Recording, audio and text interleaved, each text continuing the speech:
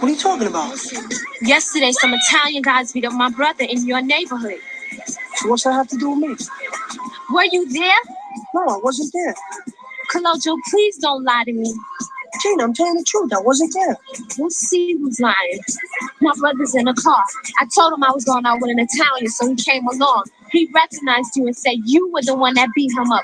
You did that to his face. Gina, I didn't touch your brother. I swear to God, believe me, I didn't touch him. Okay, we'll see. Wait!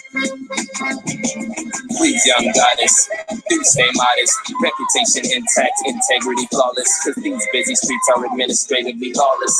Double tongue, 2-bit, low down and crosses. Always remember, love, that you were always home in east, west, north, south, or somewhere in the lands of Rome. And it is widely known that even sand castles is more than sand alone. Your heart is man right up from muddy sand to stone. Man is woman, see the share within his royal throne. Yet all you need, my majesty, is just to see the light. Your true nationality and own birthright. Your proud your ancestry, the shining moon at night. Never surrender your love till it's reciprocated. Have mercy on the innocent and uninitiated. We'll get this straight right now. Willie, are you sure it was him? I'm positive it was him. Please don't believe him. I swear to God, I didn't touch him. So you right there. Yeah, I was there, but I didn't do anything, Jane. Believe me. You lied to me. You just told me you weren't there. Misguided goddess, she thinks she flawless. She go to college, grew up with the street scholars. Nails polished, bikini wax more presentable for the tipping. Got the blueprint, so now she's stripping. She say she doing it to pay her tuition. She pursuing it, got goals on a mission. Mind of her own, don't listen to intuition though. Ran into a professor under the mistletoe. He said you pass the semester if you kiss it slow. My brother told me the truth. You did try to help him. Told you. I know. She's sharp as she grows, smart and applies what she knows.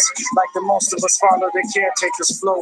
Unlike the most of us, they didn't care for her so much. Instructed to take care of others while she wanted knowledge plus an opportunity to be what the inner I see. They helped she get lack that reciprocity. Eventually, tragedy came, emotional strain. She aimed to disembark, that's seeking to restart. Her heart was mixed up and got handcuffed by a multi-faced male who encouraged her to prevail. She excelled in some ways for some days. Over time, masticate, she seen through the haze. The fact is, this phase that she's ended in, now emotionally and physically dependent on him. The day would begin with forced tasks. She began to recognize it's similar to her past. Now seeking the forecast once again, yet her courage is trembling. Physically leaves, yet mentally returns again. Stating she's physically ill when she applies her free will. Tensions build, she eventually escapes and heals. Yeah! I'm so proud, I'm so proud, I'm so proud. You're one of the great ones. Great ones? But what are you talking about? Miss Unguided, but in her mind goes, she can't find it. A lot of men pay to get behind her. May I remind her, trying to show the truth, you put up blinders. Look how immature your mind is. Broken in like a wild steed, a bunch of bad seed. The apple really don't fall far in the breeze. It needs roots to, it could grow into a tree. Instead of showing the way, you get up and you leave.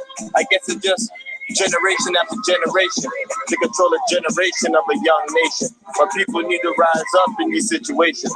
We need more us in this game, and let's get the basics. Cause in these bases, there's no fake cases. Body bags, angry faces. But you gotta stand for your own. What's a queen on the throne when the king ain't home? You know we can't do it alone. Only so much to put in a song, but it's too much, too long. Yeah, we gotta hold strong. The solution, self-educating. Stop time wasting. Cut up in the web. Oh, you stuck, baby. Just put in the effort. You gonna make it. Remember, your mind is a safe haven.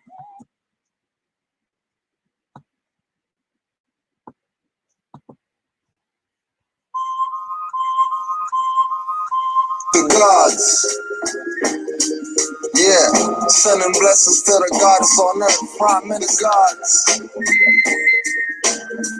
We sending blessings to the goddess on earth, poets, gods. Sending blessings to the goddess on earth, the gods. We sending blessings. Blessings to the goddess on earth, Millennium Ramses and your Nefertari, not Nefertiti. We represent the most godly, and you the most beautiful. Written on stones, papyrus. If I had it like Puffy, you'll run a diamond ring out just. Build a true berry with your name on it. I build a school where teachers can't work to rule. With a 20-foot statue of you, not to impress, but to show you that I'll invest my best interest. Don't believe the lies they try to topple our structure. culture. I won't have you caught in those camps inhaling gases mustard. By then, we'll be astral projecting. Past 3, we'll be in the 7th Circuit section. No disrespecting or neglecting. I can't get you pissed. You'll be like, yeah, Asante, why me punch? Just like the British. When you see the God in this image, it's simple. I'm just the masculine of the feminine principle. Is for you. Empress, just for you. This one is for you.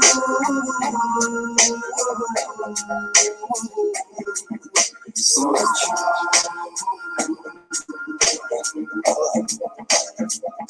you smile for I, and I look forward to tomorrow.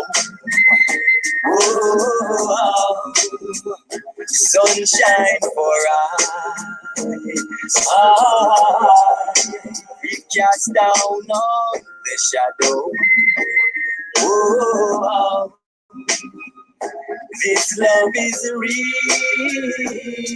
so real, ordained to be.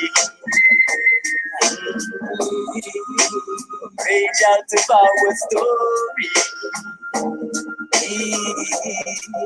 So we got to be Rasta.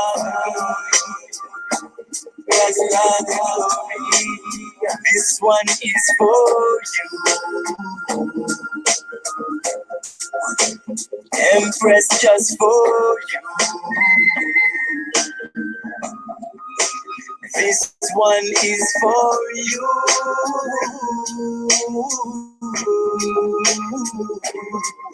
So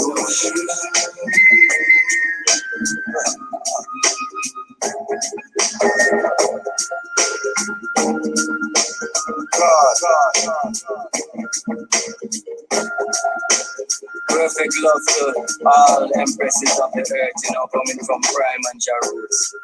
Yeah, man, big up yourself, big up your status, love your children, raise them right. Holy Emmanuel, Selassie, Jah, Rastafari, I connect with you, Mama Mia, bless them.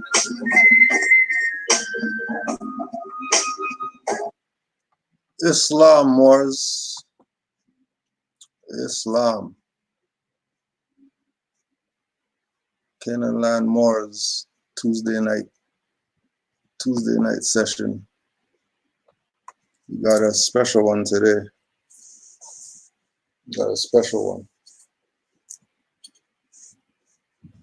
We always want to make sure that we let experience talk as Moors, because nothing beats somebody who's actually been through something. And then, we speak from the perspective of, and been speaking from the perspective of, when it comes to any type of subjugation of people that's classified as trafficking, right, which is international war crimes type of things.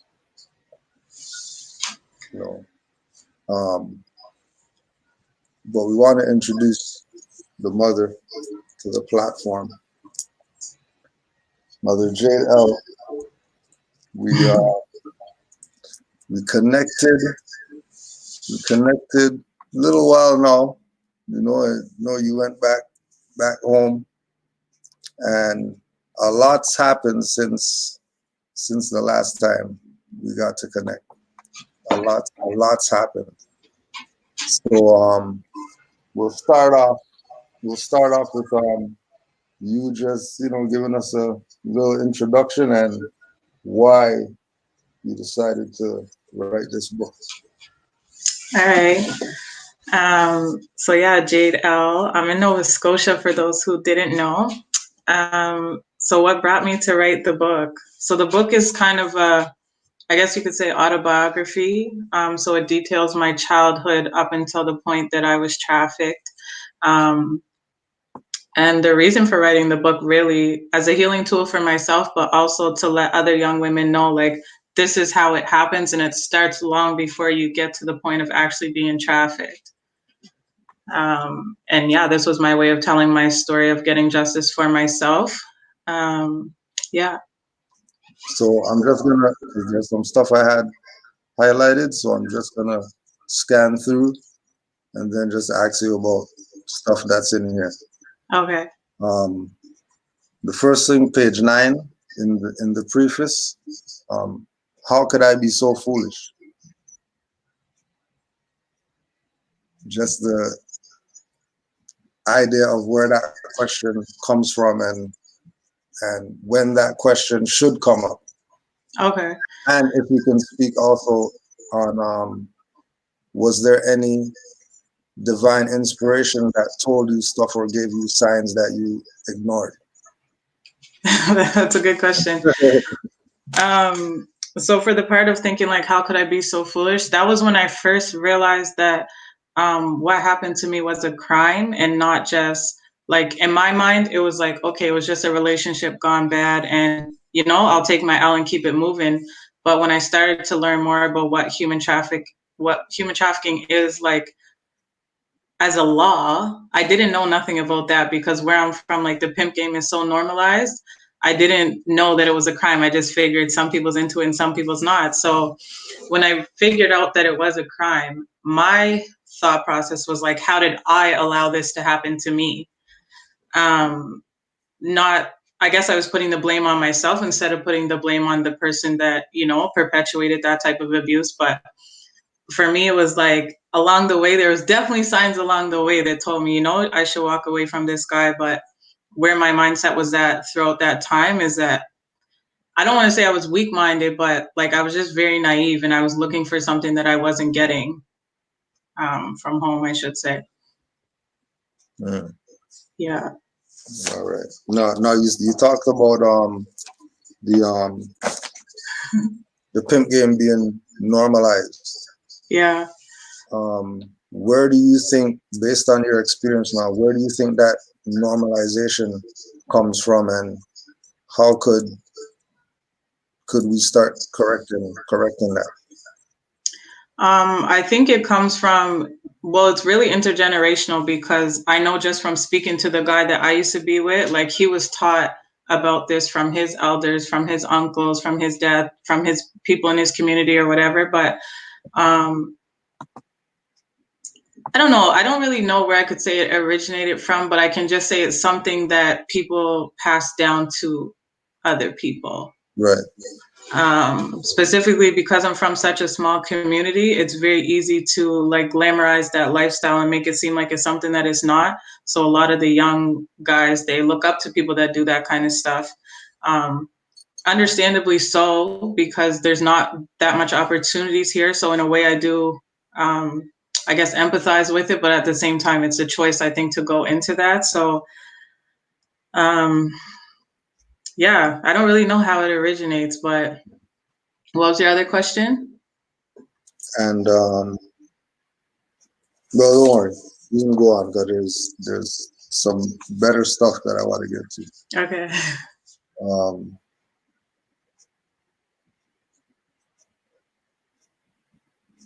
Hip hop music. I just seen someone said hip hop music being used to hypersexualize stuff that's not normal. Mm-hmm. Yeah, I think you could tie that into. No, okay. So speaking about where you're at now, from our perspective, yeah, we look at where you're at as also part of Morocco.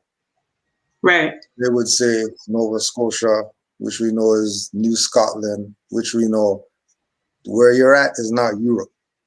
Right. So talk about growing up there, because people have this thing, Canada and no racism here and lily white and all that stuff.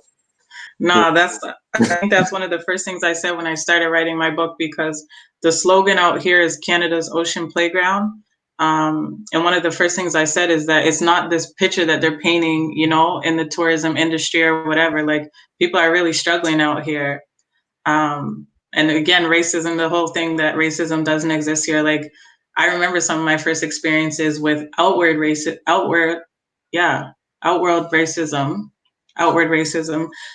being like, it didn't really happen until I was older, but I know that there was experiences I've had that I couldn't really put a finger on because I didn't really know how to express it. But yeah, I don't know. Times out here, like, people think we have it made in the shade, but like, I grew up in poverty the same way most of the people I know grew up in poverty out here. So when you don't really have that many opportunities, again, you're going to look to something that is not necessarily healthy. And it's not even just having a lack of opportunities, but also growing up in the hood. Like, I never had the type of care and affection that I should have had in my family. So when I didn't get that, I started seeking it out, you know, out there in the world. And I so happened to get into that situation. You mentioned on page 11 about women have been and still are being physically kidnapped and confined into this industry. Are there any signs that you saw? In terms of the physical stuff? In terms of the industry, that you can relate to mothers who have young daughters or whatever, do you know what I mean? Mm-hmm. So things to look for that they might be leaning towards going to that industry or might already be in it. Right. So there's definitely signs to look out for. Being a mother of a daughter myself, that's like my biggest fear. And I can only hope that she could learn from my experiences and my professional work and things like that. Mm-hmm. But in terms of things to look out for, it's like, if you see your daughter like starting to withdraw, or, you know, she's hanging with a different social group, or she's being very secretive, these are all things that I experienced because my pimp was slowly isolating me from like all of my friends and then all of my family, where I was out with him all the time. He was spending a bunch of money on me. So like, I always had new stuff, or he was paying my phone bill or this or that. So I would say mostly just listen to your intuition, because that's what I didn't do when I was going through this. And there were so many times where it's like, this don't really feel right, but I didn't have the knowledge to listen to that. So having conversations with your children about like, okay, what is this person doing for you? What does a healthy relationship look like? That's a conversation I never had till I was probably 15, closer to 16, in a community program that I was in. But at the same time, I was already in it before those people, you know, intervened. So it's kind of like their word versus my pimp's word, which of course I'm going to go to his word. So yeah, knowledge is everything in this sense. That's why I try to do a lot of community work to educate people about this, because some people don't even believe that it's happening here. So that's the first thing, I guess, is advocacy, to let people know, like, yes, this is happening here in Canada. Now, when you say, of course, you'll go to his word, what type of psychological things should young women, sisters, teens, whatever, look for in the pimps who are looking to recruit them, or, you know, yeah, I know it sounds kind of cliche, but like, really, if it sounds too good to be true, then it probably is. I know for myself, like, again, being raised in poverty, not having much, my mom has 5 kids. So like, when this young person, he wasn't even a man at the time, he was only a teenager, the same way I was. But like, if this person is offering you so much and not, initially they don't ask for anything in return. So like, to me, I look at it now as like, you can't get something out of nothing. So if they're offering you all these things and saying like, no, it's good, like, you don't have to worry about it, like, that's something to pay attention to, because shit's not that simple. And I guess those are things I didn't pay attention to. Like, my thought process was like, oh, he's so nice and he's so generous and all this stuff, but it wasn't really like that, because then there came a time where like, okay, like, I did this for you, now you have to do this for me. So yeah, really just paying attention to your intuition and saying like, really, I guess, analyzing, and which is hard to do when you're young, because, you know, you want to be out there and, you know, running the roads or whatever, but like, just paying attention to your surroundings and paying attention to the type of care that this person is giving you, but also knowing yourself. That's the biggest thing, is like, I didn't know myself at that time. So this person came into my life like, okay, this is what we're doing. This is who you are. This is who I want you to be. You need to have a foundation so that if someone does try to penetrate that, you know, they Right. can't. Now, what does knowing yourself mean now, and what did the lack of it mean? Mm-hmm. So what is knowing myself now and the lack of it? Well, now, being how many years out of it? I think I'm like seven years removed from that situation. So now I know myself. There was time that I spent almost completely alone. And this is something I think that when I talk about, a lot of people are not ready to go there because we're so used to being connected to people. But after I came out of the game, like, I had to spend a lot of time in isolation to just think about, like, okay, who am I and who do I want to be? And that's an intimidating question. It was for me. It was intimidating because I really had no idea. And I had to really contemplate that for a long while before I decided, like, okay, I'm going to go into this work. But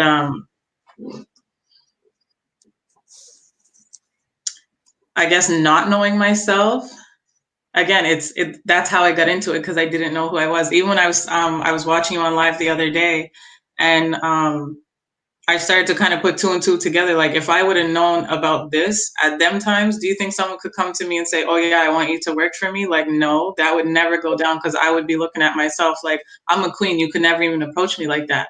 Right. But at those times, I was so naive and so, just yearning for somebody that it was just like, okay, like, if he's going to love me in this way, then I'm going to do whatever he says. Did you find out yet through your experience what you were lacking that made you go toward that yearning? Because I hear that a lot with in these situations, that it's like he's the only man on the planet or something. Yeah. Even though there might be men around, I guess, going back to the whole thing with the divine intervention.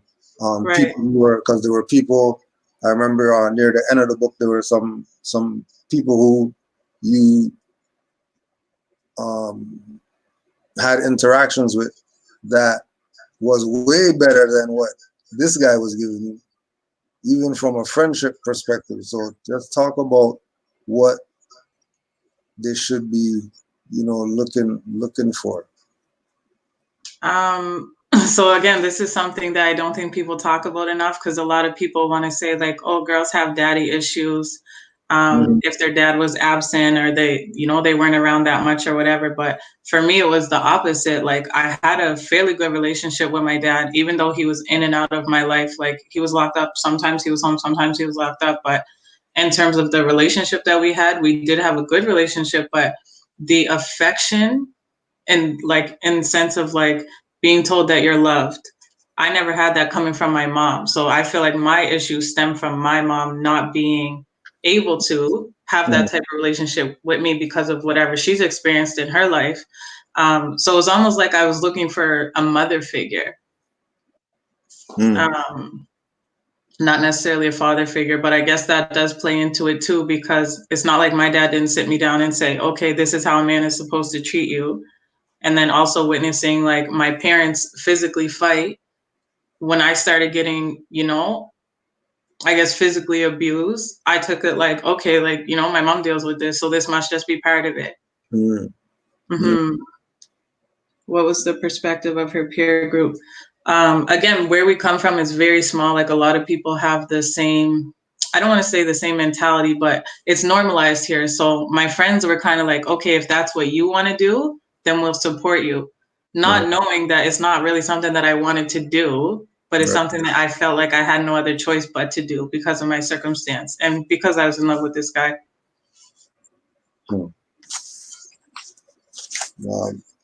Peace, brother Yusuf.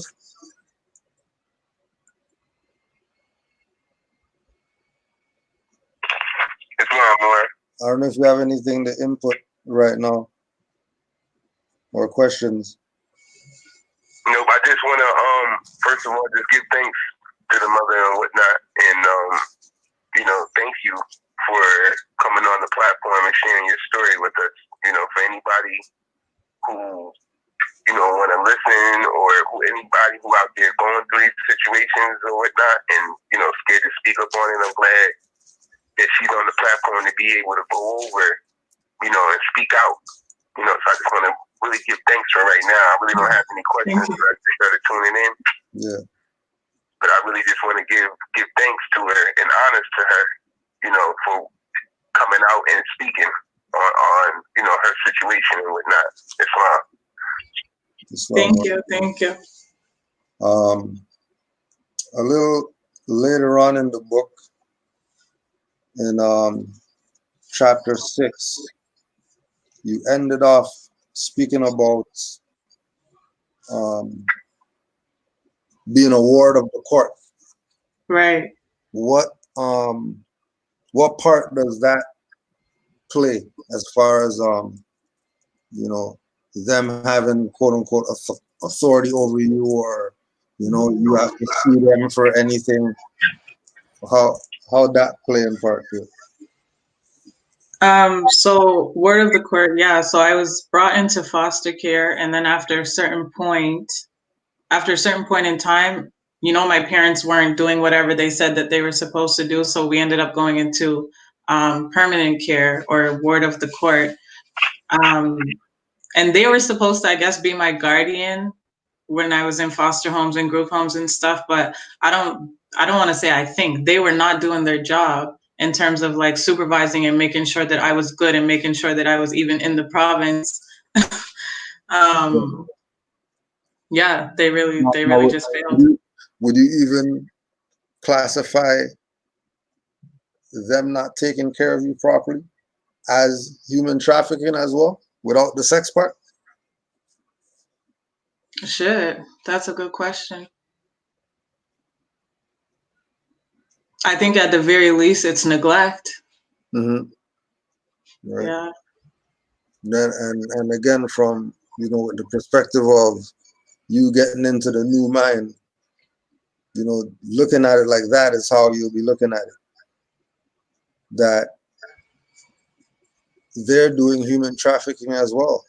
Right.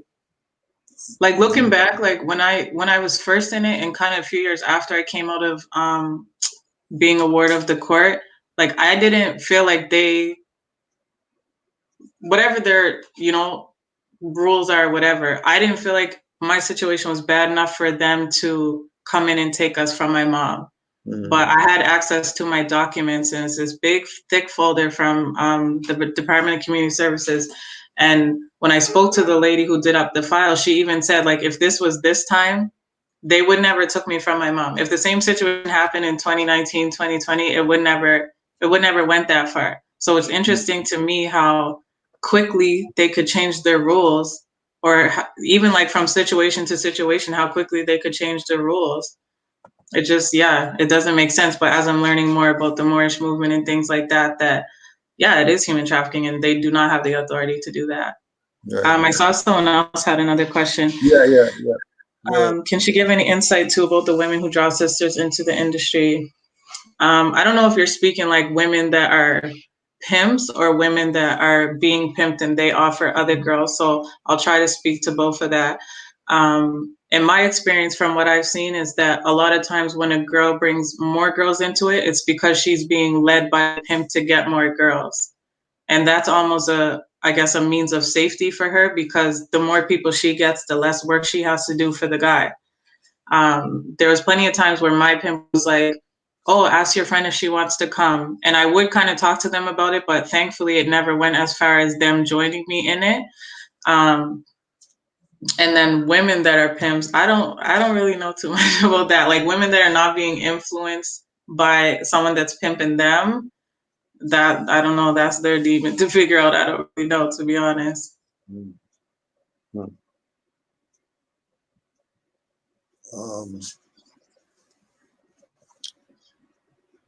Chapter 7. How did how did you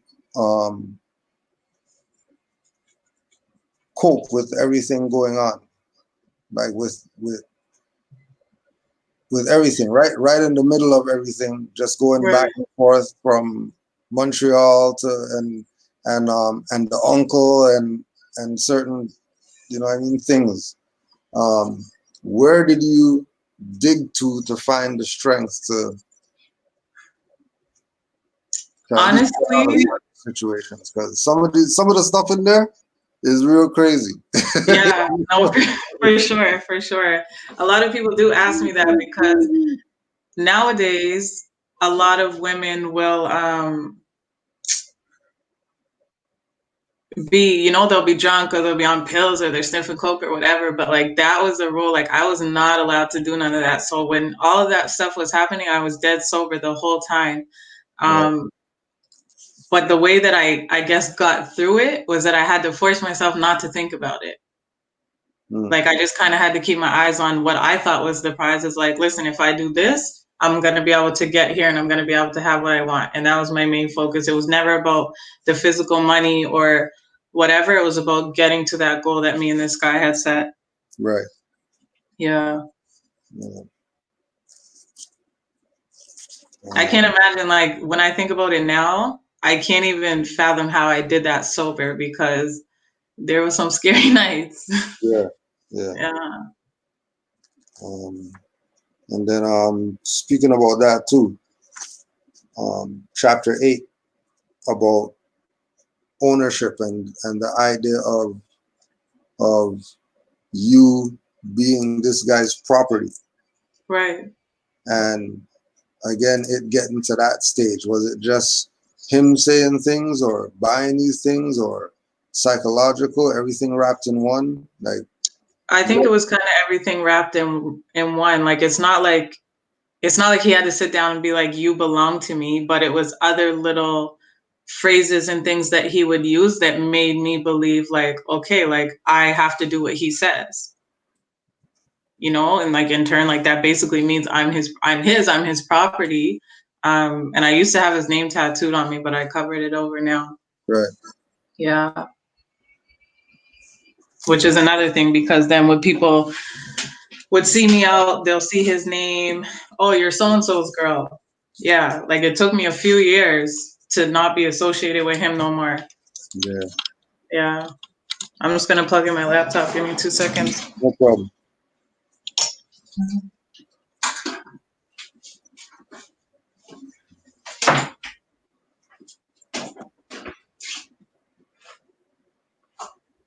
Please tell the Moors if you have any questions, you feel free to put it in the chat. But we're also going to put the link in the chat. So if you have any questions or comments that you want to make in proper person, feel free to push the link and you can get in. Motherhood observation. You talk about that site and what that blog's about. Okay, so Motherhood Observation is there. Okay, so I'll start with saying, like, my children, I do not put them on social media at all. Like, there's no pictures of them, there's no personal information. But I did feel like I wanted to share my journey in a way that wasn't so personal. So Motherhood Observation is a way to document my experiences as a mom without, I guess, jeopardizing the safety of my babies. I have twins. They're 2 years old. Yeah. And so yeah, that's how that started. And I think I started that in like January 2019. And I was building it pretty consistently for quite some time, but I don't post as much now, but I try to post every so often. So yeah, it's just documenting everything, like from, you see, surviving motherhood as a survivor of sexual abuse. That's when the whole R. Kelly thing came out. That was my first blog. So I was very triggered by that documentary. So I'm like, let me write this out, you know, because if I'm feeling this way, there must be someone else that's feeling that way. So yeah, it just kind of goes through there. I started also like giving out some advice that I had gained, like wisdom that I had gained as a mom. And then slowly it came to like, okay, this is not the motherhood that I pictured. This is not what it is. Like it was especially the first 6 months was so hard. I was like, I have to write this down or else I'm going to go crazy because I was so isolated. I didn't really have too many people. I didn't really have anybody helping me in those first few months. So was that a coping mechanism, writing? Yeah, absolutely. Because I remember you talking about, I don't know if it was a picture or something, but there was something talking about you knowing all along, even when you were young, that you wanted to be a writer. Yeah. Like when people say, what do you want to be when you grow up? Like I always said writer. Yeah. Someone said, what was the nationality of the trafficker? He was a Moor. Yeah. Thanks, Moors. What's it like having a relationship after all please, that? Moor, go ahead. Okay. Just quick question, real quick. Well, you know, being that which you have went through or whatnot, how was it becoming a mother? It was terrifying. It's terrifying, honestly. Like some days I still have to look at them like and take in the fact that like, yo, I brought you here and like I have to raise you into, you know, decent human beings and I have to raise you to have knowledge. It's still scary for me, but my biggest fear is that someone would do that to my daughter or that my son would turn into this man that, you know, that I don't want him to be. So like that's like my biggest goal is to teach them, number one, who they are, and number two, like share experiences with them so they don't get locked into that. Like my mom, she shared some experiences with me, but she didn't really go into too much detail. So it was kind of just like, okay, whatever. But I want them to really know in depth. So I will let them read my book when they get older, for them to know. Like it's such a fear that I feel like it can't happen, but I don't want to be naive because, you know, my mom probably thought it could happen to me. It really could happen to anybody. It just depends on your vulnerability and how much knowledge you have to support that or to nurture that. Yeah. Now that place of vulnerability that is obviously built up over time. Right. Were there things that could have got you out of that state, that, you know, things that you might have missed because you weren't paying attention, or people that might have showed up that could have been the way out before you get to that stage of, you know, absolutely vulnerable? Now here come the vultures. Yeah, I think that like just having that support system, whether it's your, you know, your family within your household or family within the community, like having that support and someone that you could go to and be like, this is what I'm experiencing. Like, is this okay? Like, how should I be viewing this? I never had anybody to show me. Like the first time this guy put his hands on me, nobody fended for me. Nobody did anything. So it's like, okay, who do I have after all this is said and done? I'm still going to go back to my pimp. So if there would have been someone there that was, you know, like I would say a mother, like that's what motherhood observation is. It's like my lack of having a mother figure brought me to this point. So like, I just feel like if someone could have talked to me as a mother, as an elder, I'm not saying I would have listened 100% of the time because I was very young, but at least I would have had it in my mind, like, okay, if this happens, like this elder is going to think this of me. Because I remember thinking when this guy was like, oh, like, I want you to work for me. I remember thinking, oh, well, my mom don't care about me. My dad don't care about me. I might as well. Right. Yeah. There was a couple of questions in the chat. I don't know. I want to see them. What's your view on people posting photos and videos of their children on social media? I can't speak for everybody, but I just know I can't say who wants to do something to me. So I don't want nobody to know what my children look like. They don't know their name. They don't know what daycare they go to. It's a safety thing for me. So if people feel confident that they can protect their child against everything that's on the internet, that's on them. But I know for sure I can't protect my kids from everything. So anything I do have control over, I'm going to control that, and I'm not going to put them in harm's way. That's what I feel like it is, truthfully, because some people post like literally their everyday whereabouts. Like I could go pull up right now and go grab someone's kid if I really wanted to, like, because you're all showing like where the kid's at and what they're wearing and all that. Like that's no. I personally think that they shouldn't, but to each their own. I just know my kids won't be on there until they have sense enough to, like, you know, figure it out for themselves with the guidance of myself. What's it like having a relationship after all you've been through, and has your experience changed the way you view men? I get that question all the time. Having a relationship is very difficult because I think a part of my response to love or like dating is trying to figure out if this person is lying or not. Because I spent almost 5 years with my pimp, and I didn't realize until I was away from him that, okay, this is the type of person he was. So yeah, like it's just very difficult to think, okay, is this my intuition speaking to me, or is this my trauma, or is this me remembering my trauma and associating it with this new person? Whether I haven't dealt with someone in the game of pimping for a long time now, but even when I meet like a regular person, like it's still like, okay, so what do you do? What's your view on this? What's your view on that? And even if I feel like they're answering me truthfully, I still second guess, like, are they lying? Are they lying? So I guess it's difficult in that sense, but I understand that that's not necessarily something that they're doing on purpose. It's something that I have to work through within myself. So it's like just trying to learn to trust that my intuition is right and listening to it. And it has changed the way that I view men. Earlier on, I looked at men as like they were nothing, because I seen these people that were customers, and it's like, okay, you have a wife at home, or you're a doctor, or you're part of the army. And I'm like, y'all really ain't shit. Like, you guys are normal outside, but you come in this place and you ain't shit, whether you're violent or, you know, just on drugs or whatever. Like, there's so many things that I was judging, so that when I came out the game, I'm like, how can I know that this person is quote unquote normal? So I didn't really value men for a long time after. If people were trying to like date me or whatever, I was kind of like, nah, like I'm not into that.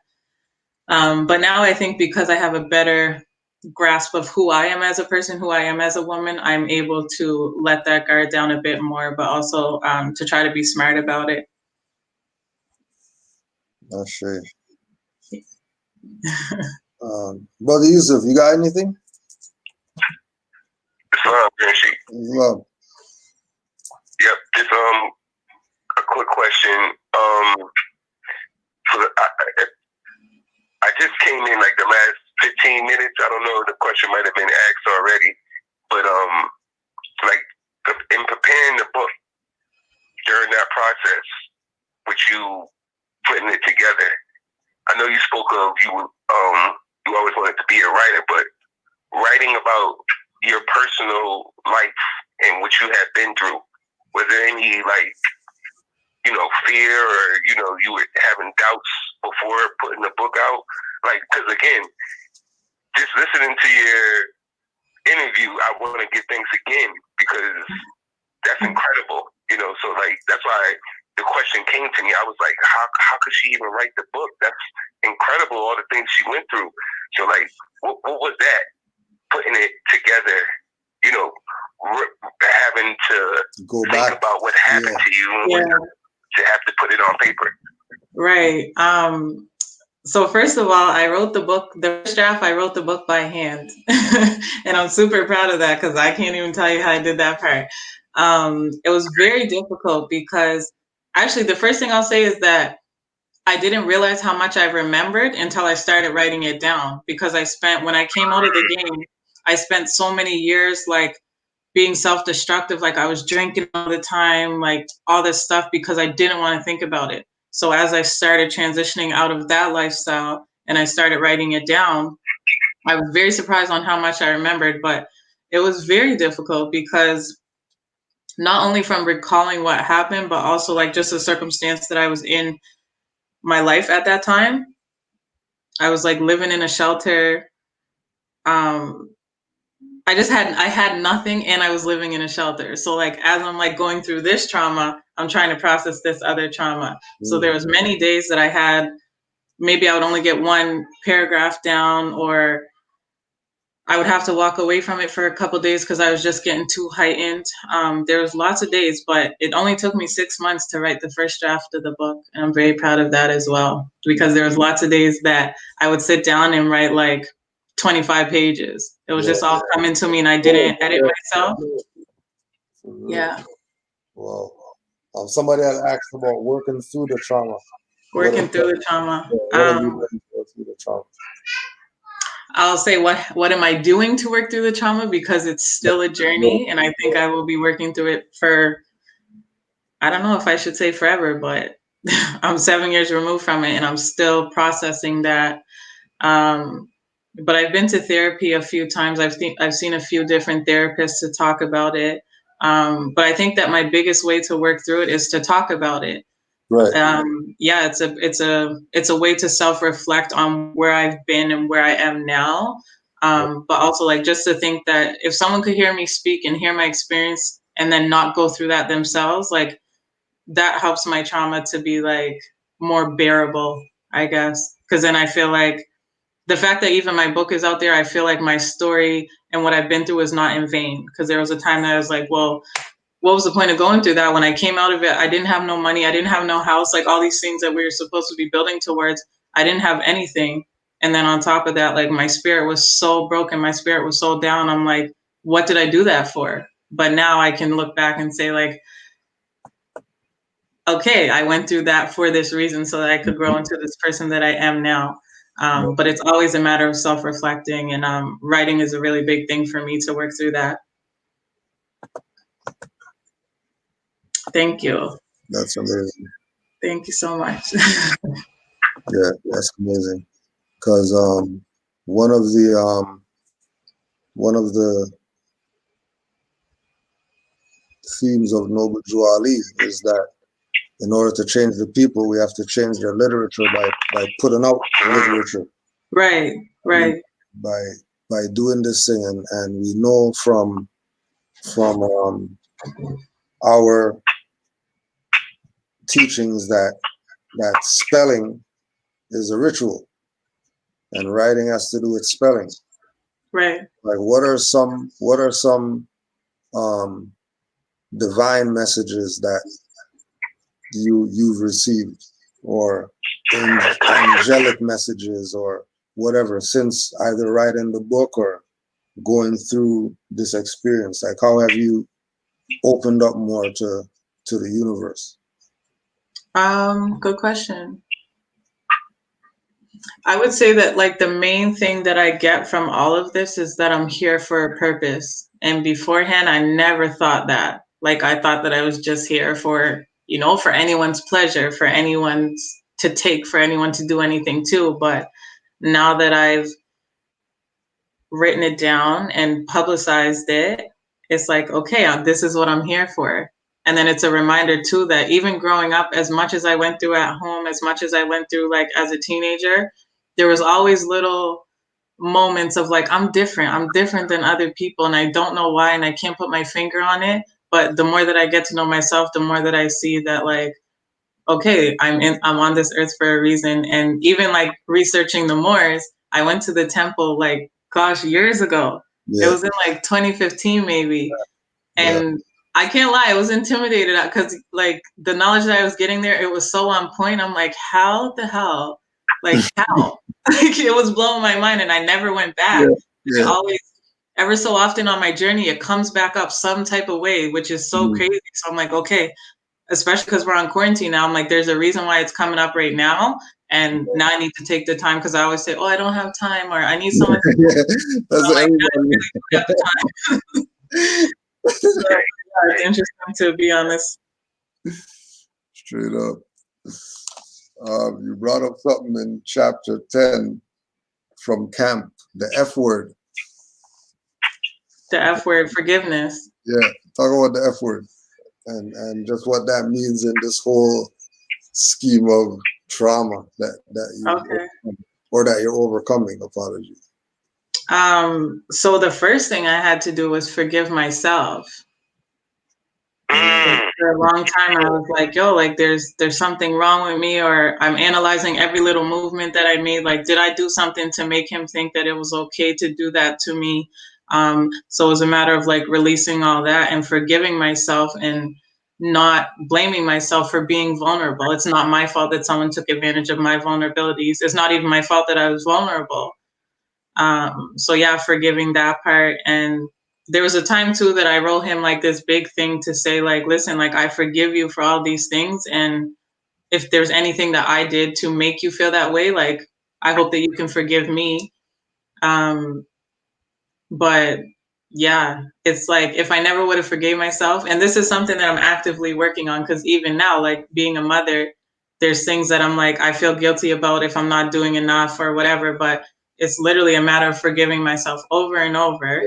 That might be going on forever, but yeah, if I hold on to those things that hurt, yeah, I'm not gonna be able to thrive. What advice would you give to your younger self at any age now that you have experienced this situation? To listen to my intuition. Yeah.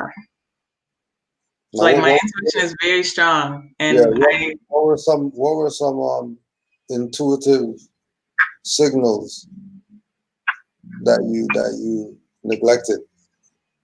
So when the first time he was like, listen, like if you don't go work for me, I'm gonna leave you and go do this go do it with someone else. My whole body rejected that proposition. My whole body rejected it.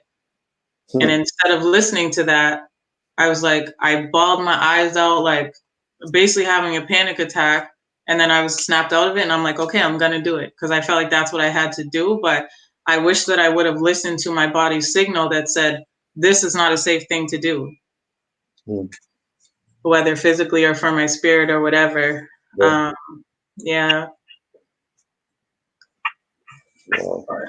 Yeah, so I would tell my younger self to listen to my intuition and pay attention to the red flags.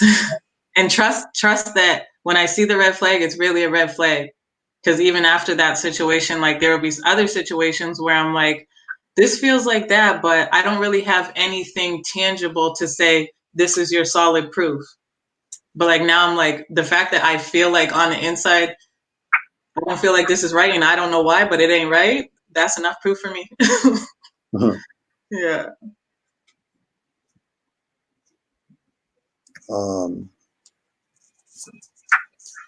You have anything there, Brother Yusuf?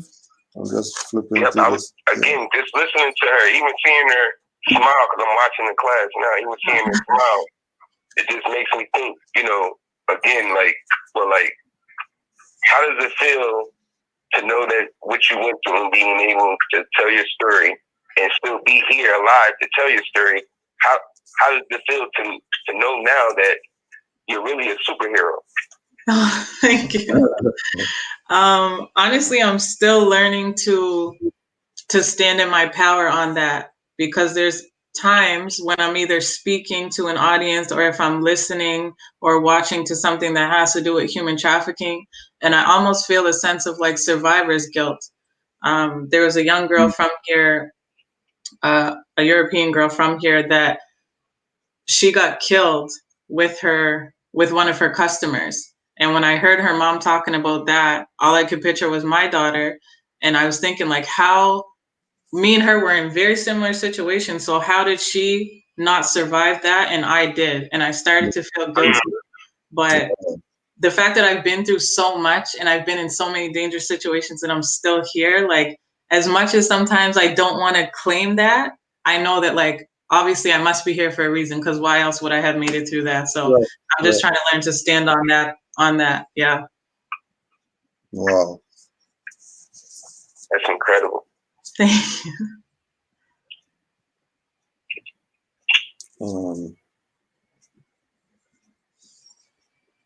Now there was something else. What the hell is it? Well, with another question too, go ahead. Because you spoke about the vulnerability, being vulnerable to or whatnot. Being what, sorry? Say it again? Or I didn't hear what you said. Being vulnerable. Oh, yeah. Right. About that, like, do you want to, could you, like, speak on, because, you know, it could be people out here, young women out here that are listening right now and think, like, no, that can't happen to me. You know, like, could you speak on that, like the vulnerability and that it could happen? You know, it's not just, oh, that could never happen to you. Like, it could happen. Like, I was wondering if you could go in on that. People, yeah. Girls who might be listening. Yeah. Thinking that it can't happen to you is just foolish, to be honest. For lack of better words, it's just foolish because it doesn't matter if you're rich, if you're poor, if you came from a quote unquote good family, if you came from, you know, a one parent household, it really could happen to anybody. It has to do with your vulnerability. And if a trafficker can get through that, which is very easy when you're vulnerable. So like, it's a lot. Vulnerability is a lot. Even now, like I feel vulnerable being on live, being on camera, but I'm known like, okay, Jade, this is happening for a reason. Right. But yeah, never think that it can't happen to you because you might, it's like when you're having a bad day and you're like, this, if you think like, okay, like it can't get no worse than this, that's when a trafficker could sense that. And they're kind of the ones that bring you out of that. That makes sense.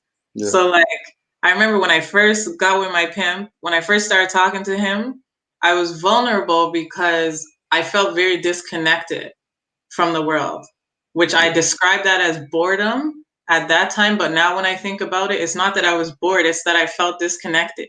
And look, I feel like I'm having a revelation right now.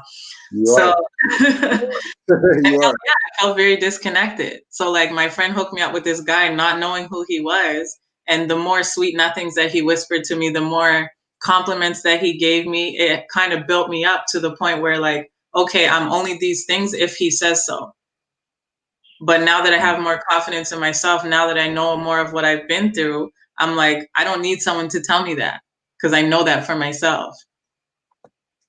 So again, coming to know yourself is the biggest thing you could do for yourself. I feel like pimps now, like they wouldn't even look at me like they think I'm trouble, you know, because they know I'm not going to shut up about it. They know they could never get me to work and they know that I'll tell. So yeah, I'm vulnerable still, but I'm vulnerable in different ways now. Yeah. The vulnerability. That's somebody that know themselves, right? Yeah. The vulnerability shifted, yeah. Because when you could shift it, that's really what, you know what I mean? It's like the martial arts and when the man could move the pressure point to anywhere. So you can't find his spot, his vulnerability. That's deep. Yeah, you know. I see some more questions. Yeah, also wanted to there was a couple more questions in there, I think. Yeah. So please feel free. I've seen someone say, is there ever a time that you felt suicidal? When I first got away from him and I was on my own, so I'll say like within the first year or two that I was away from him, I wasn't like, I'm trying to have better language around suicide. So it's not that I wanted to do it, but I thought that time and they would literally come sleep over my house to make sure I didn't do nothing to myself. And that really saved my life. Yeah, I wanted to give honors to them too, because there's a few of them in the book. Yeah. The angels that were. I was thinking the same thing. I got goosebumps. That's crazy. Like that's absolutely the same thing. Yeah, the angels on the path, you know what I mean, or angels in the valley of death that got you through. Absolutely, and another thing, like. This is going to be in the second book, but I'll touch on it now since someone asked the question. There was another day, this was after I was pimped, after I was already away from him. I can't even tell you what really happened that day, but I just remember feeling so low. And then my energy just kept going down and down and down. And I'm like, you know what? There's really no point to be in this life. And I'm crying and I was literally planning out my suicide in my head. And next thing I know, this guy, Amor, tapped me on the shoulder and he's like, I love your hair. And it was such a random thing, but I was just like, I'm crying, but I'm like, why would he say that? Like, you see me sitting here crying, like, what made you say that? And then he just started talking to me about, oh, like, what made you go natural and da-da-da-da. And these were usually things that I would take like great pride in, but because I was feeling so low, I didn't even know how to converse with him in that moment. But the fact that he brought me out of my thinking and into the present, like, I know that had to have been God. Like, when I went home, I was just like, okay, there's a reason why that man stopped me. When he even told me, like, yo, like, I wanted to talk to you the whole time I seen you, but you look like you were having a rough time. So I just left you, you know, but I couldn't bite my tongue, basically. It was the most beautiful thing. So even paying attention to signs like that, like, if that would never happen, I really think I would have went home and did something to myself. Crazy. That is crazy. Are there any more angels that immediately come to mind? Well, yeah, in the book, the staff that was at the youth program that I used to be in, I'm still a part of that now, but yeah, they were very non-judgmental along the journey. And I think that's another thing that saved me, because no matter what I was going through, I always felt like I could still go back to that program. And whether I want to talk about my life or not, I could still go participate in that program. And I wasn't going to be seen as, like, you know, a working girl or whatever I thought I was at the time. Yeah.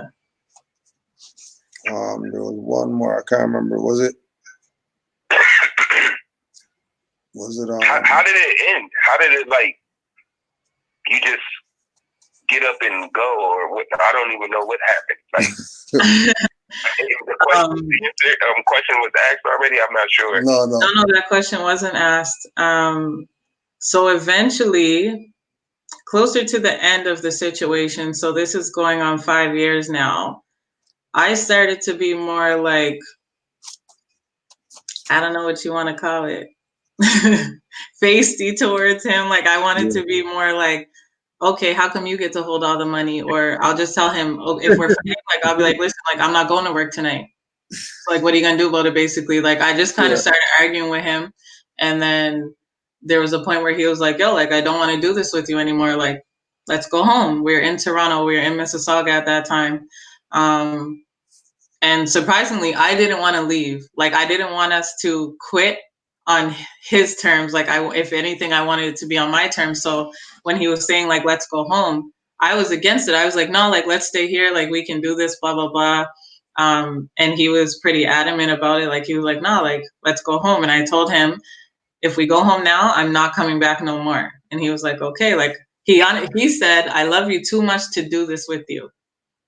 So we ended up going home. And for the longest time, literally up until last year, I believed that, okay, maybe a little piece of him, like, cared about me and really didn't want to do that. But then when I was doing a presentation for high school students, a teacher asked me, like, how did you get out? And I explained that same thing to him. And he said, like, I don't think he did that because he loved you. I think he did that as a way to kind of, you know, dangle the carrot in front of your nose. Like, if he just maintains that little bit of love and connection, maybe later on he could convince me to do it again. Right. So now I believe that that's really why he did that, not because he cared about me. Right. Go ahead, Brother Yusuf. No, as you were explaining the story, I was thinking the same thing. I was like, that's a setup. Yeah. I was like, he did the okie doke. He tried to pull a fast one. You know, I was like, okay, I see what he tried to do. And then he had another girl there like 2 months later. So it really was not about me. It was just about, you know, maintaining control for him. Wow. Yeah. I was gonna ask about Jody. Was Jody an angel? That's a good question. I wouldn't call that person an angel. I would say that person didn't have the opportunity to do worse than what he wanted to do. Okay. Yeah. I cared about that person very much. And I still care about that person. But I think if he would have had the opportunity, he probably would have. We just weren't on that. Like, we weren't talking about that. Right. Mm-hmm. Now, oh, go ahead, Brother Yusuf. Yeah, I was going to say that's mother's intuition right there. Yeah. You know, she had that feeling. She said that he never talked about it, but she had a feeling. And I'm like, man, I never seen that one mother's intuition wrong ever. And honestly, I'm only realizing that now as I'm saying it, because me and this person were quote unquote friends for a long time after we weren't together anymore. But then when shit got real and my book dropped, that person didn't talk to me no more. So, you know. So they felt it. Mm-hmm. Yeah. Yeah, that was a good thing too. With the whole thing with the names and giving everybody different names so that, you know, you could tell your story. Yeah, and that's the thing too. Like, a lot of people wanted me to say people's name, but in my mind, number one, my safety, of course, is the first priority. But number two is like, it's not really about the individual person because this is a collective problem. Mm-hmm. Like Jody could have been anything. Jody could have been John, you know, like it could have been anybody. This just so happens to be the communities that I grew up in and the communities that I surrounded myself in. But yeah, it's not the same way it wasn't my fault. Like, it's not really their fault. It is a choice that they're making, but somebody taught them how to do that. So before we start pointing fingers and calling out people's names and getting charges thrown out there, we need to go to the root of where the shit comes from.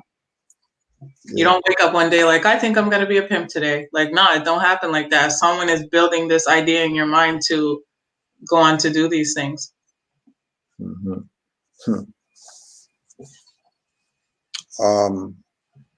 Dealing with the physical abuse.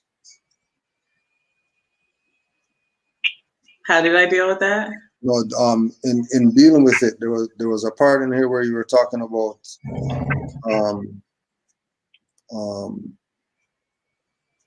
you had noticed two things: him promising not to hit you again, and then him being a liar because he hit you again or whatever.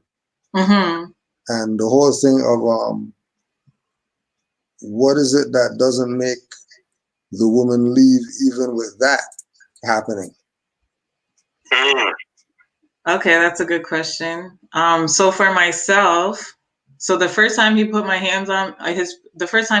hands on me, he split my eye open. That was with the phone or whatever. Yeah, with the phone. Yeah. So he hit me in the face with a phone, and it took like two weeks to kind of, I guess, for the wound to close, and I had a black eye. But so those 2 weeks, I was like, fuck him. Like, I ain't dealing with him. I'm not dealing with that, blah, blah, blah. But as soon as that healed, he wasn't really talking to me too much in those 2 weeks either. But as soon as it healed, and I couldn't see the physical violence anymore, I couldn't see the marks from that, I kind of felt like, okay, now I'm by myself. So what am I going to do now? And I think that's why I stayed, is because I didn't know how to be by myself. So I was like, there's no one else for me to connect to. I might as well go back to what I know.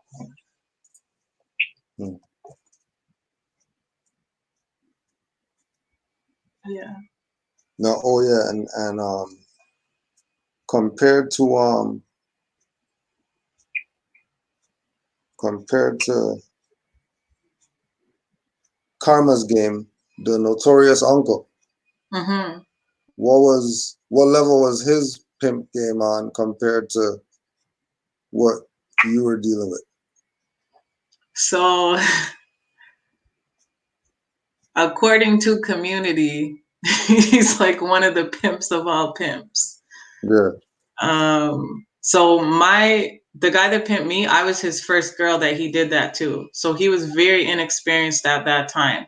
So there was things that we did or that he did that his uncle probably would have been like, nah, like, you can't do that. You can't act like that.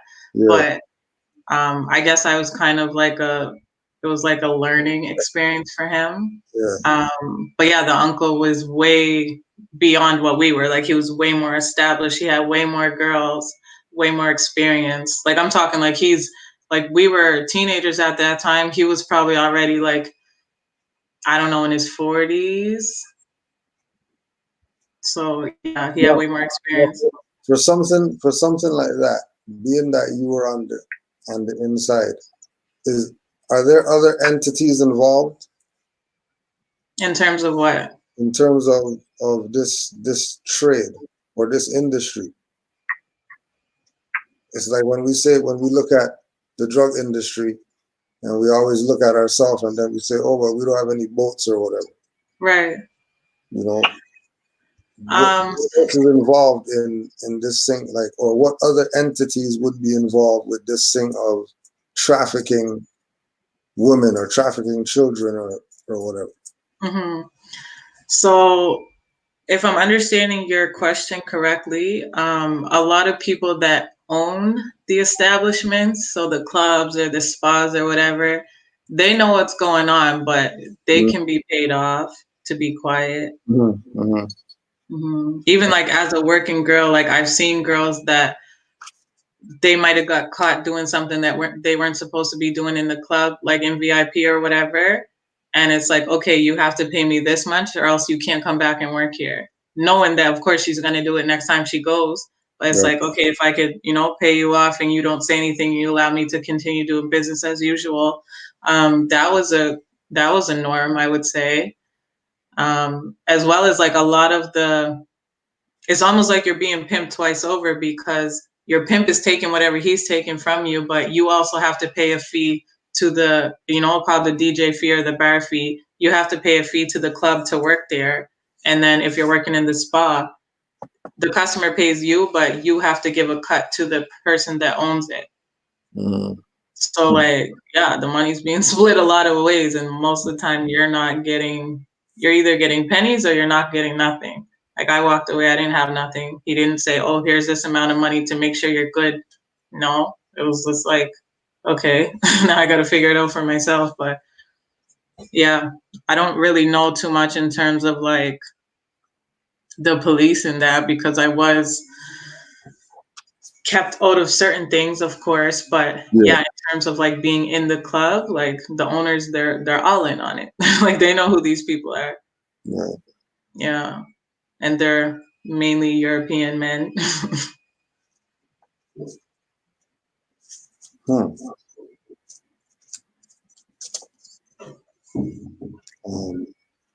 Brother Yusuf, you got any other questions?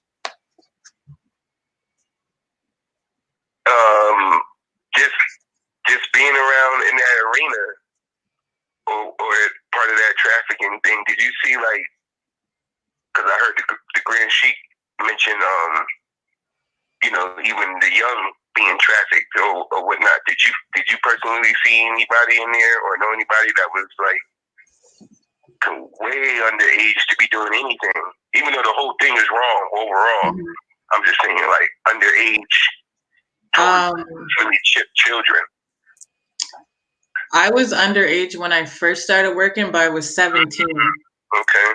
But I had an ID that said I had a fake ID that said I was like 19 or 20. I think in Canada you have to be 19, maybe 18 in Quebec, but I think you have to be 19. So my ID probably said 19 or 20. I didn't see anybody that looked young. I feel like I looked the youngest there. Like, I'm 28 now and I feel like I still look like I'm like, like 18 or something. I just have a young face, but I don't think I've seen anyone younger than that. But people that would traffic someone younger than an age that looks more presentable, they wouldn't have them in the strip club. They would have them like working out of hotels or something that's more discreet. Because like, working as an advocate and as a peer support worker, my first client, she was first trafficked when she was 12. And I met her when she was 16, and she had already been through like so many things that I can't even begin to explain. But yeah, I think the average age is like 12. Now, what being on the side of the advocacy, what type of situations are young women going through right now? Like what how are they being, you know, violated worse or more or whatever at this point? So I think the game has taken a turn toward, because of social media, people are more open with it. Like when I was going through that, I could never post a picture in the club like, hey, look at me. Like I probably would have got beat up for that. But now people see it as like promotion almost. So yeah, there's more and more young girls getting into it, as well as like, I don't want to say they want to get into it, but like they feel drawn towards it because they see these girls on social media and they're, you know, showing off money, they're showing off their outfits and whatever. So younger people are getting it's not that younger people are getting more involved, but it's more coming to light now because we're on social media and everybody's just like, you know, trying to get themselves out there. Right. Yeah, if that answers your question. Mm-hmm. Yeah, social media is playing a big part in it, I think. The whole concept of gifted with the ability to recall details. Mm-hmm.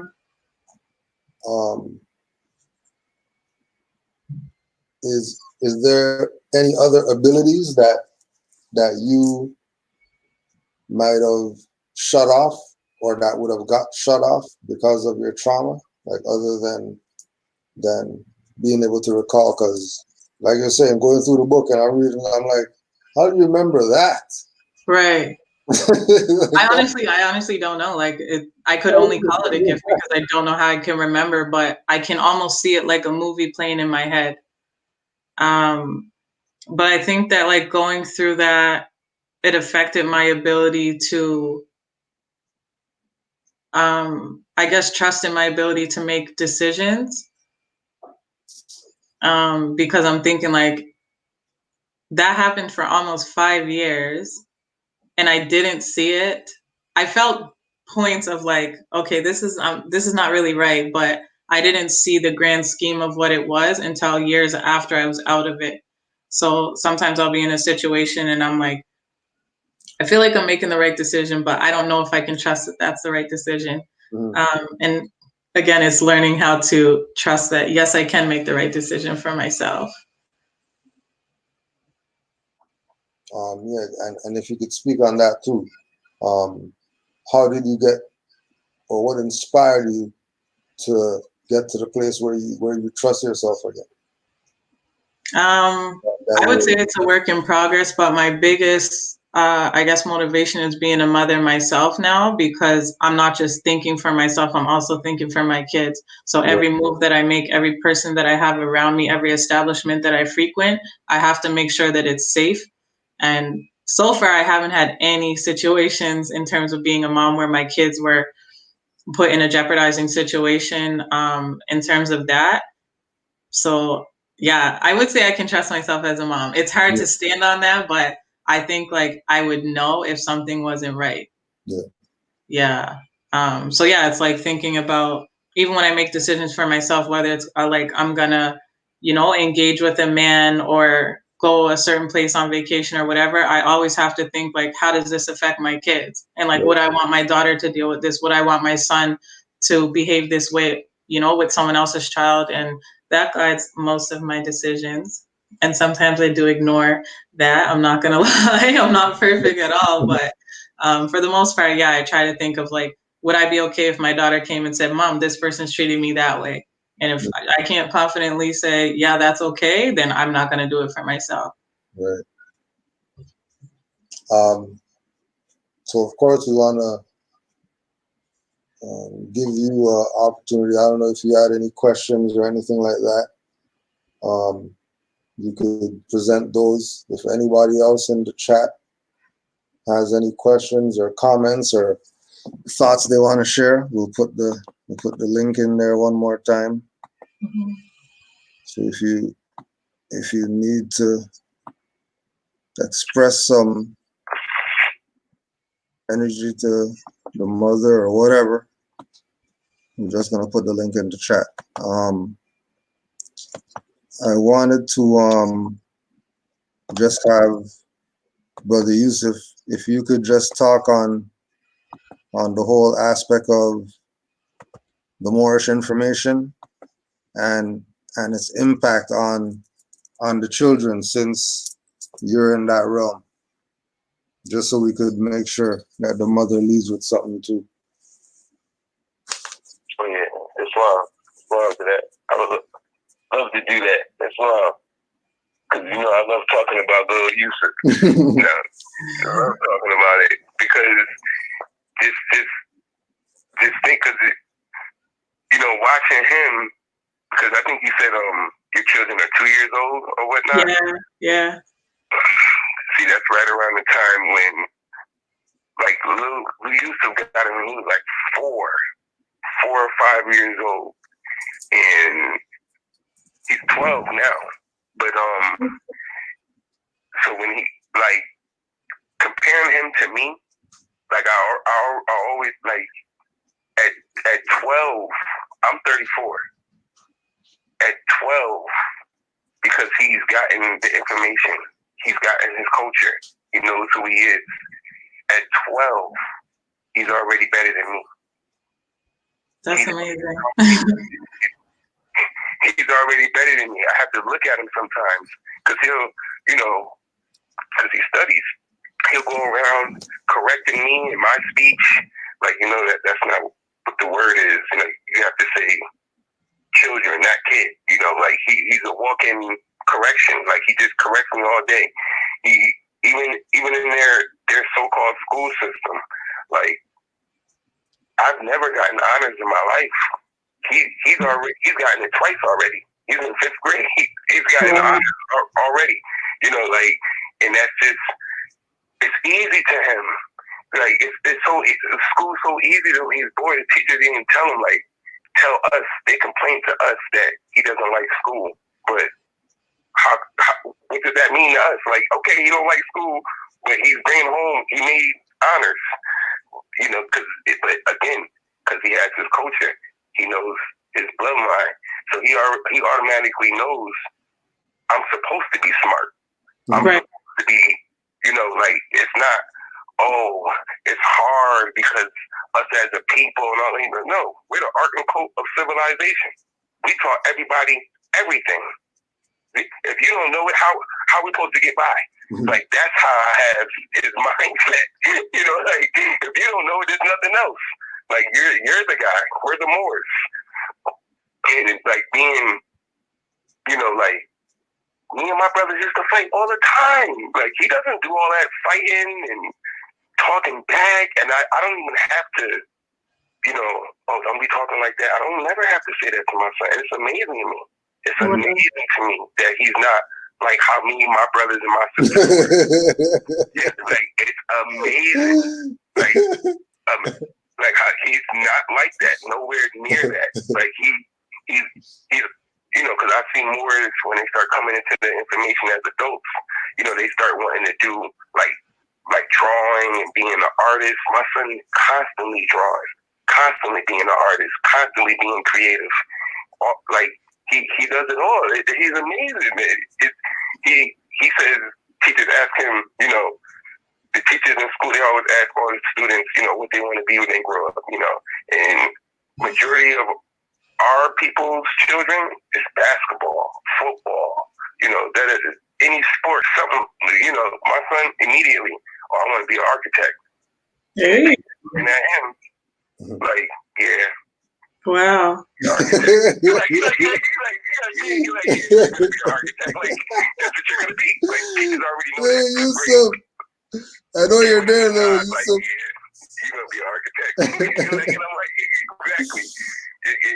Way better than me. All I know, I was one of the other children. I'm going to the NFL. Yeah. I'm going to play football. Like, that's all I knew. That was the easy question. I like this class. That was me.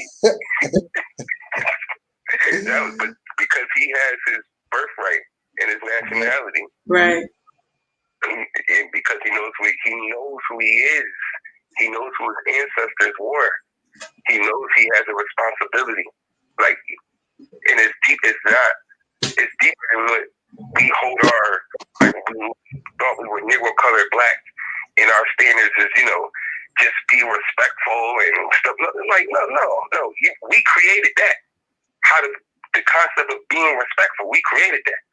Like, that's in the norm, you know. So he's already, like, I can't explain it because I'm not in his thoughts. It's just amazing to watch him, you know, like, because I you know, his questions, even with the way he answers me questions, you know, like, how's your life, Daddy? And I'm like, how's my life? Like, what do you mean? Like, how's my life? Like, not, oh, how's your day? You know, how's your life, Daddy? And I'm like, yo, that's crazy. Wow. You know about, like, you're 12. Like, no, like, he studies, you know, like, it's not how is your day, how is your life? You know, how is everything? And I'm like, it's great now because, you know, that's my son. And he's literally, he's bright. He's my son. Yeah, you is too. Like, he makes me smile a lot, man. I get very touchy-feely when it comes to my son. Everybody knows that too. Like, I'm overwhelmed about little Yusuf because he's amazing. I've never seen nothing like this child. Never. Never. You know, the students on the bus, you know, he got everybody on the bus already.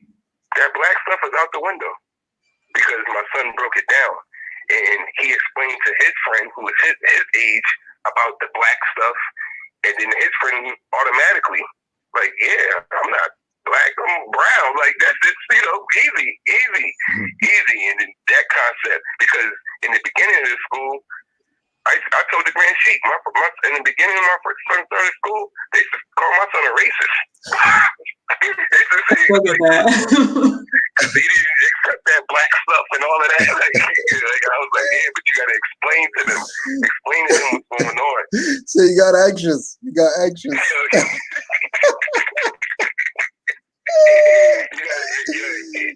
He in third grade being called a racist. You know, like, you got a responsibility, man. You're the Moor. You got to go handle that. You got to go break that down. Show them. You want to bring a dictionary to school? Here you go. Bring it. Here, show them. There it is. True. Here you go. Show them. He come home. He does his home. You know, when he does his homework, it's one homework the school gives him, but he got two homeworks. He got to give them their answers, and then I want my answers. Show me the answers, the right answers, what you're supposed to put. If they talking about Massachusetts with the first colony, I want to know all about that. What's a colony? What's Massachusetts? Break that down to me. And he can do it. Massachusetts Corporation. When was it established? 1636. Who did it? William Penn. And he goes in. He goes all the way in. Don't you forget. Don't you forget. Knowledge of self. But it's a beautiful. Once they know, and then now it's put pressure on you as a parent because you got to uphold that. Right. Why they watching you? They watching. My son be on me. I told Grand Sheik, little Yusuf want to know when we doing class. Little Yusuf want to know when we doing class because he don't notice Daddy ain't doing class in a while. So he gotta check me. Why you ain't doing class? What's going on? What's going on? I haven't heard you do class because you'll sit there and listen to me do class. The whole 2 hours, 3 hours, he listening. Listening. So I have a question for you. Oh, go ahead. As a parent, even though my children are still very young, but how can I prepare them?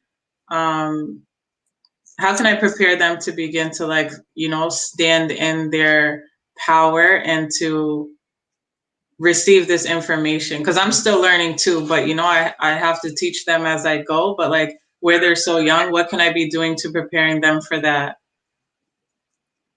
Right. Good thing for your question too. Now, what I've learned from just observing and watching my son, that he was able to stand on his square and speak the way he speaks was because, like I said earlier, they're watching us. Right. When I came into the school, I went to that school one time. My son's whole time he's been there, he's in 5th grade now. I only had to go to that school one time, and my son was standing right next to me. I told everybody in there exactly what's going on, because I study, I know law, I know the law, I know rights of indigenous people, I knew it all. I went down in there, basically gave his principal everything he didn't want to hear, and my son was standing right there, and that right there, I could tell. It's like the moment my son was like, okay, this is really real. Like, my father's in here at my school saying the same stuff he be saying at home. So it has to be real. And I saw it in his face because they wanted him to leave. And I was like, no, my son's standing right here with his father. Like, y'all can't, I'm here now. Y'all ruined everything.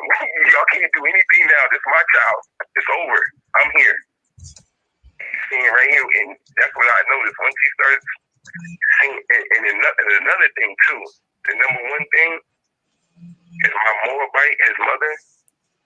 She lets it go on. If she's not down with none of this, it's not gonna work. So I wanna. That's who really is letting all of this continue. She is really the one, because even though she doesn't study or doesn't do class and stuff like that, even though she's not as well as studied. I'm not saying she's not studying, because she's studying. She corrects her speech. She doesn't come around, oh, they was nice. She'd be like, oh, I know, can't say nice. Like, she'll correct it. She knows she can't say car, she'll say conveyance. And my son picking up that his mother is even doing it. Now, he knows he got to do it now. Like, my mom's on it, my dad's on it, I got to be on it. Like, he ain't got no choice. But you've been having this since you was 4 or 5. Your children too. All they gonna know is they ain't gonna know nothing else. That's the whole thing too. They're not gonna even know about being Negro, colored, black. They're not even gonna know what that. That's not me. That's not how I act. That's not my thought process. I'm not thinking that way. But again, the number one thing was his mother letting it continue on, because she could have shut it down. Because you guys are the gods. You're the ones. Because when I got to go up to the school, it's because my Moabite let me go. If she don't let me go to the school, I can't go to the school. Okay, it's my Moabite. She's the controller. She's the one. She's the guy. My Moabite. She's the one. She's the one that lets all this. That's why. When you ask me the question, I'm like, I'm going to ask you the question, because you guys have got this all under control. All under control. It's you. Thank you. I'm just a guy. I think it's a matter of trusting that, though. Like, some days I feel like I got it, like I'm doing this right, and then other days I'm like, what am I doing? You're doing it. You got your birthright. You're doing it the right way. Thank you. The right way. Yeah. Thank you. Somebody in the chat. Somebody asked your relationship with your family and friends now. One of my best friends, she's in the chat right now, actually. My relationship with my family, my immediate family, I had to separate myself from them because they're content in living in their toxicity. And I just can't operate in that frequency anymore. So I'm not in contact with them.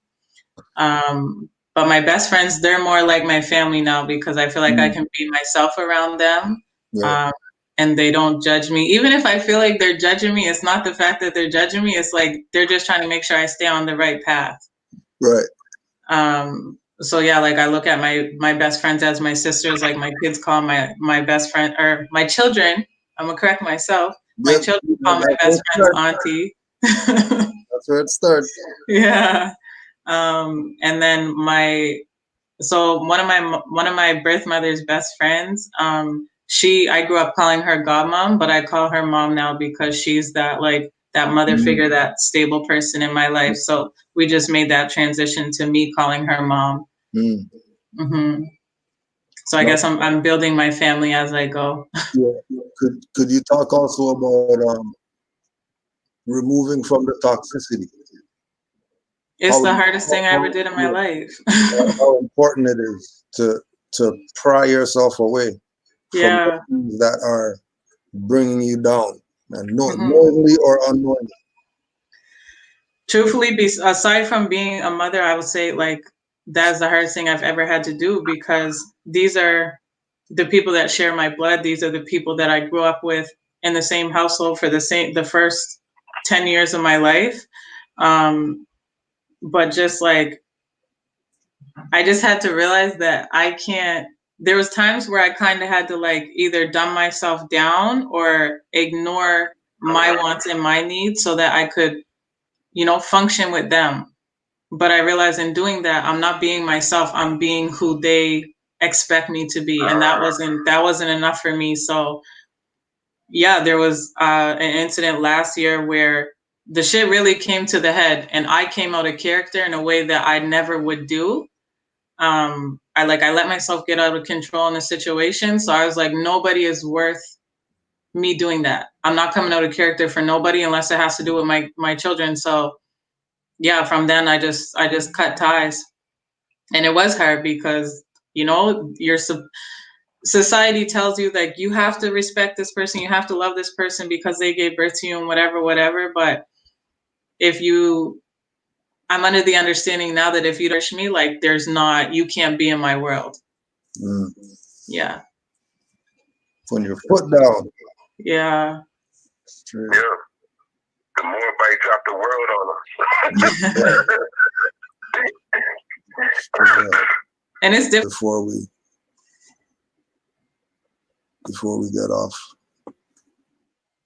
or you could say them in the chat because she's there reading the chat too. Yeah. So, you know, whatever you have to express, you could put that in the chat. And like I was saying too, if you had any questions, we can answer any more questions that you might have or thoughts that you might have on anything.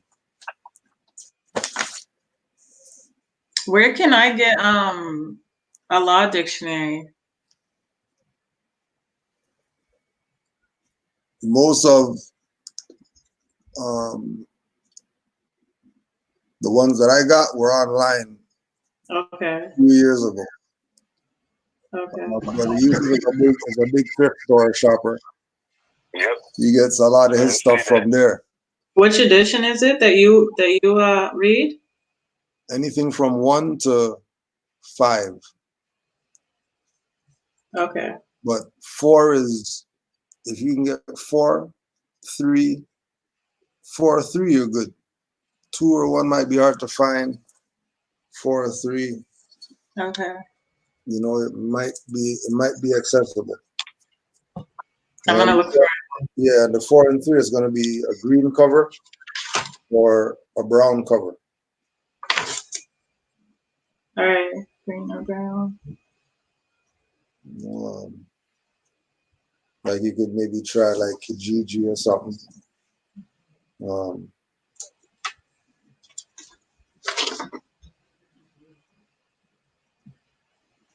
And don't let them, you know, for 200-300 notes. Yeah. Don't get that. Don't get that. Yeah. Because you can find, because I found the Black's Law Dictionary 5th edition. They had it at the thrift store for $1, one note. I got it for $1. You don't got to do all of that. They even have them at the library. Even if the library doesn't have it, they can look it up and order you one. Okay, I'm gonna check out the library. Yeah. And if the library has a little bookstore in it, check that too. Okay. Yeah. They might have a little section where they get rid of books or whatever.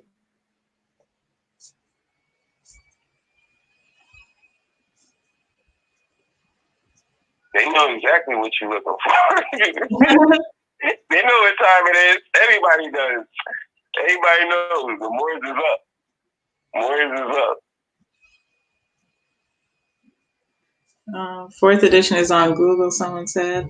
Google. Yeah, so yeah, you could always get the PDF, but if you want to print it, yeah. Yeah, I'm gonna try to get the physical copy because I prefer that. Yeah. Yeah, but you know, until you get by, you could use the PDF version. Yeah. It's not like it's something not accessible. Right. I think I retain information pretty well, but I like having like a physical copy of something so I can keep referring back to it. Yeah. Yeah. Yep, go right back to it, just in case the people out here start making you think you're crazy. Right, and that's what it is, because there's a lot of things that I learned and I remember, but it's hard for me to explain it. So then if I can't explain it, I feel like I don't know it enough. And then I'm like, okay, this is what it is, but I don't really know how to explain to you. So I want to get to a place, especially now having more time, not having to go to work and stuff. I want to get to a place where I could just be like, okay, this is what it is, and here's the proof to back up what I said. Yeah. So I think this is information that my people need to know here. We're very much, yeah. Oh, we got somebody chiming in right there. Let's just hit. Islam more. Islam. Rock and roll in the building. Yeah, I can't even see anything. Islam. Islam. Yeah.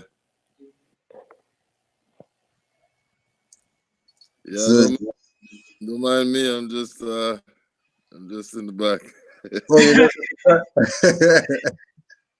You're just testing out the new thing. I hear you. But yeah, so that's with regard to those, that's good, because once you could show them, that still might not do it though. Right. You know what I mean? Because our people are hard ears, stiff neck, and they only learn when they get a gun in their face or something like that. Right. So, you know, focus on the twins and getting yourself in a certain place, and then others seeing that is gonna bring their ear. Yeah. That's how I know too that I'm called to this, because when I heard you speak, it resonated right away. Because a lot of times when I go places and I'll ask them questions, they're either, you know, tiptoeing around the question, but I remember you were like spot on with everything. And I'm just like, I remember going home like, what? Like, man, my mind was just blown. Yeah. And it's like, ever since, like, you can answer questions directly, no bullshit and whatever. Like, that's amazing. I'm trying to get up to them levels. Yeah. Well, I mean, and it all goes back to, you know, that's how we were brought up. Right. Well, the Moors that we learn from, that we say the master teachers and all that, they didn't play around. This is what it is. You could accept it, refute it, or whatever, but you can't really deny it, because it is what it is. Like, you just can't deny it. You know what I mean? And we just say we're doing it the same way. Whoever likes it, they like it. If not, then I guess this is not for you. Right. You know. How did you come into the information? How did you find out about nationality and birthright? I don't know if the question was asked already. I've been trying to think about that, and I honestly can't remember. I don't know where I seen this information. I feel like I seen it on Facebook, you know. Someone was I don't know what the page is called, but they're talking about the Moors, but it was all like American stuff. And I asked somebody, I don't even know who replied to me, like, oh, is there one in Canada? And someone said there's one in Toronto. So I looked it up, and it said it was on Eglinton, and I'm like, whatever day that I went there, I think it was on the weekend. And I remember, like, I'm very shy, even though I'm very like outspoken when it comes to like telling my story and stuff. I'm very shy. So I remember thinking like, I don't want to go there by myself. But I'm like, no, like I'm gonna go. So yeah, I just pulled up there one day and, you know, went and found my seat and just sat back and listened. And then I was like, no, like I'm actually gonna ask questions. And being from out here on the East Coast, I never really, I don't want to say like I didn't feel welcome. I did feel welcome, but I still felt like, okay, like I'm from Scotia and these other people are from here. So I didn't really want to ask questions, but I was way too curious and I just started asking questions. And yeah, so along the journey of the last few years, I've been kind of trying to stay away from it because I felt like I didn't have enough brain space or enough energy to give to it. But yeah, quarantine is basically forcing me to face my shit. So we're back here and yeah, I'm trying to study more. It's something with you and energy. Energy pushes you real easy. I've never seen this before. Like, it just pulled her towards it. Like, she didn't, you know, like, cause, you know, a lot of Moors can tell you crazy stories. Like, my sister gave me the whole, I need to talk to you, come upstairs. And I was like, oh. You know, something like that. But you just get the energy pulled towards you. That's it. Yeah. With you to the temple, and even you went by yourself to the temple. And I remember when y'all did like the greeting and then the thing at the end, and I was the only one that didn't know it, and I was just like, oh shit, what did they say? Like, am I supposed to know it? Like, I remember feeling so comical about it, but yeah, like I don't know why, I just never ended up going back. Like, I think I was overwhelmed, and then I was dealing with so much stuff, and then I moved out of the province, so yeah, just a lot of stuff was going back. But ever so often, like at least like once a year, like something comes to me, and then this topic comes up again. So recently, my homeboy, he just got out of jail, and he was like, "Oh, are you one of those people that's into the Moors?" And I was like, "Yo, how do you even know that?" So we started building from there, and then I'm like, "Yeah, I'm gonna reach out to Cujo." Yeah. That's good. That's good. Yeah, that is crazy. That's all crazy. Yes. All crazy. Yep. That's exactly how it is. Exactly how it is. I think I remember her coming to class asking questions. Yeah. Really? This was like a month ago or something like that. Not very long ago. This was years ago that I went there. Oh, okay. Yeah, this is this one here. Okay, all right. Because somebody else came to the class asking a lot of questions. He was at the old spot.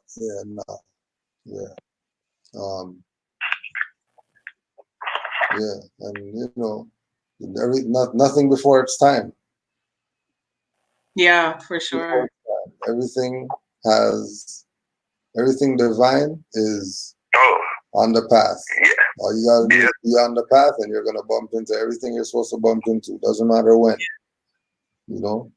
And like I said, like for so many years, I was like, it was coming to me, but I was like, no, I'm gonna. Even like I have the book, Moors and Masonry, and I was like, I'm gonna read that one day. I'm gonna read that one day.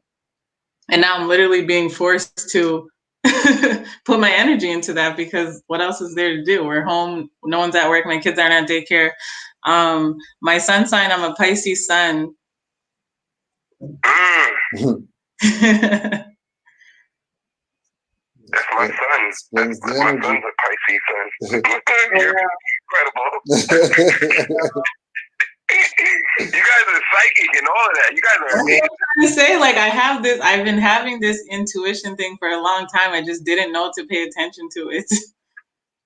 You say it all you've been saying it all class. Something told me. Something came to me, and I'm like, that's the powers. I broke that down to my mom. She used to say it to us growing up all the time. Something told me he was in there, and I'm like, dang, who did something told you? Like, mother's intuition. Moabites have these powers that is incredible.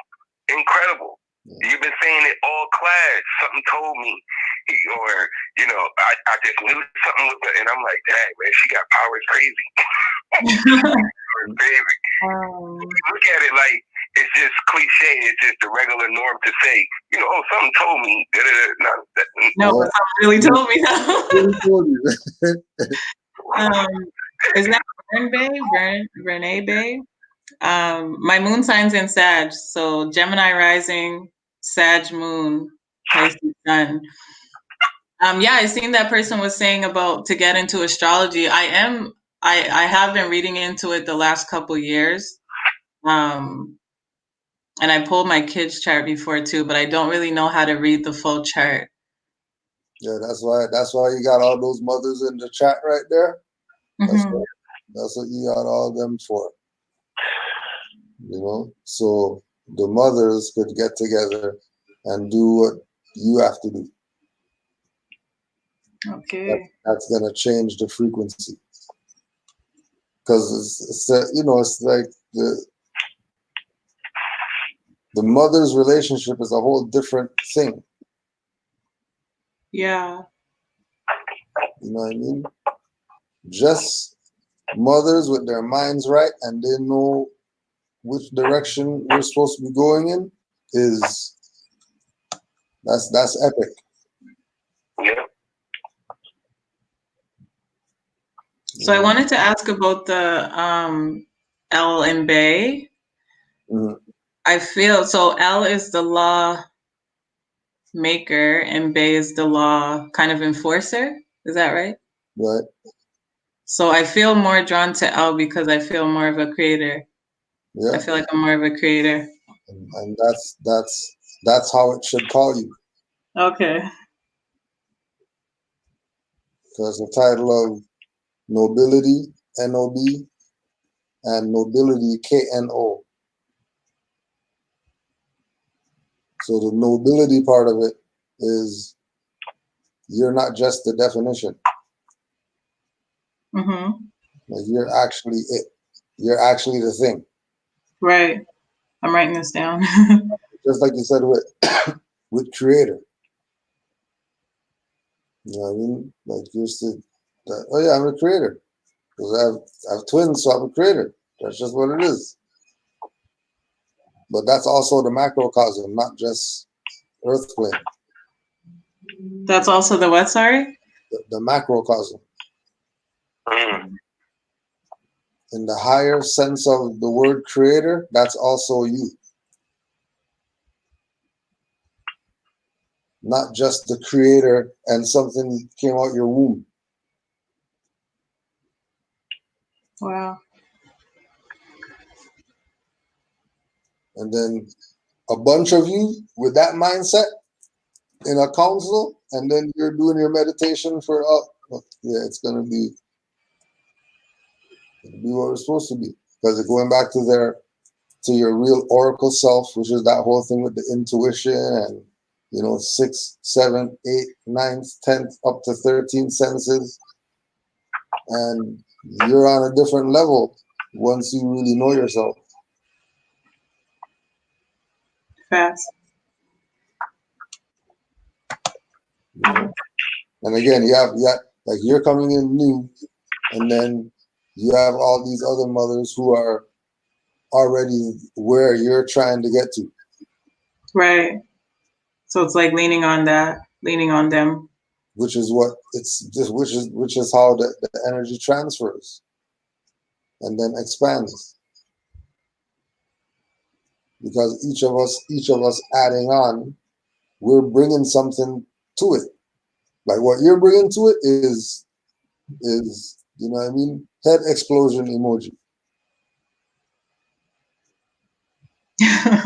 Because there's a psychological component with regard to what we're doing that we can apply to even Moorish history. That certain things that happen in Moorish history and the trauma from those things that we have to deal with right now. Mm-hmm. Mm-hmm. Mm-hmm. That we have somebody that or individuals that have firsthand knowledge of, but it's not from a black mindset or African mindset or a new. It's from the right mind perspective this time. Right. So the thought's going to be more pure. The frequency between the receiver and where the message is coming from is going to be clear. You're going to be into your astrology, so you're going to know, you know what I mean, on certain days when to do certain things, certain days when you just chill. Because the energy is gonna let you know. But yeah, like the more said in the chat, it's another level. You know? Right. Like I remember going through all different schools of thought, and then there was just nothing. For about 2 years, there was just nothing. Like, what is this? This is what it is? Like, have all this knowledge and nothing? Right. Like, something's wrong. Something's off. And again, Prophet's the man. Found about no withdrawals, gave me a whole new perspective of what life is and living is and who I am and purpose and crazy. Whole different level. That we always go back to say, oh man, if I had it when I was whatever, as I give honors to Yusuf and all the other Moors out there that are letting their children know about this. 1, 2, 3, 4, they know that they're Moors. You're not playing around with them about anything colored. De jour from the womb. De jour mindset from the womb. Knowing about your nationality, birthrights. As a you know, young, up and coming Moor that learn from your parents who are Moor. That's crazy. I'm so excited for it. Yeah. I'm so excited to learn more and to teach my children. Yeah. They're already so smart. Like, oh my gosh, their energy is amazing. Exactly. Oh, the children are geniuses. Yeah. That held them back. It's the parents, because we're not smart at all. It's the children that's ready. Children been ready. I remember I see the Duke of Tears was going in on how our children used to be able to do quantum physics at the age of 2. Yeah. Quantum physics. Next level. It's interesting too, because when I first had my twins, I feel like I was opened, if that makes sense. And I remember saying, like, I hope that when they get older, I have the resources to homeschool them. We're all vegetarian too. Like, they've been vegetarian their whole life. And now I'm getting the chance to, I'm still getting paid from my job, but I'm quote unquote working from home. So it's just like, I'm getting literally what I asked for. Right. And it took me a week to really settle into that reality that, like, no, don't complain, because this is what you asked for. You wanted a chance to, you know, get money while you can teach them yourself, so they're not learning all these different things at daycare that they don't need to be learning. And yeah, I'm so grateful now that I can see that. And then that's supposed to be everybody's perspective. Remember you asked for this or whatever. Oh yeah, I did ask for this. And then now take advantage of the ritual. Mm-hmm. The thing that you made manifest, just like you're talking about it, is the same way. If you said that, oh man, my back, I needed some time off, you should be resting your back right now. You shouldn't be up and down the place trying to do whatever. You should be resting your back, because you just asked for the time. And then it just drops in your lap like that. Tell me that's not ancestors looking out in some way, shape, or form, regardless of what other people's agenda is. Spirit doesn't stop working. Right. Because the Illuminati did something, the spirit stopped working. The devil's going to implement his plan. Oh yeah, so God's just not going to do anything. He's just sitting back, let the devil do whatever.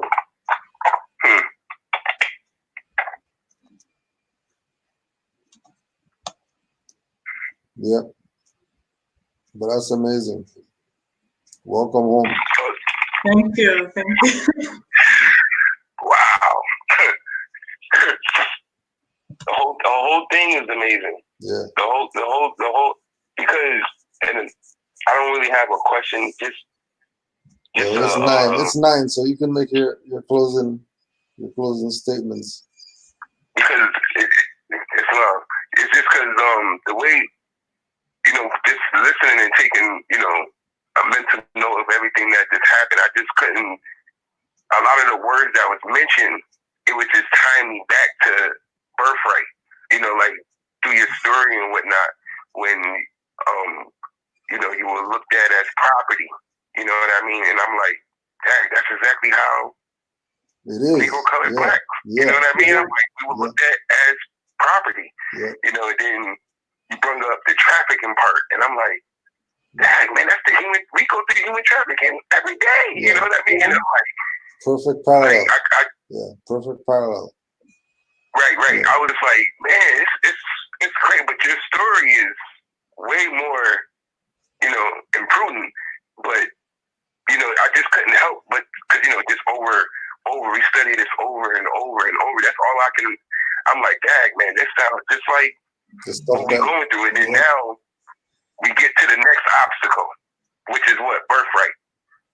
Like now, we done found out, we proclaim, like, in the same thing with your situation. You went through what you went through, and then all of a sudden, you find out birthright. And I'm like, dang, man, like, that's crazy how all that went down. Like, it just, but then, like the more said earlier, it's bigger than that. What I mean? I just couldn't help to think, like, dang, man, we put this all together. Like, what's really happening right now? Like, because I was, like, blown away by, like, all of that. Like, wow, man, this is, like, on some whole nother realm stuff. Like, because you go to your next level, your next realm, your next obstacles.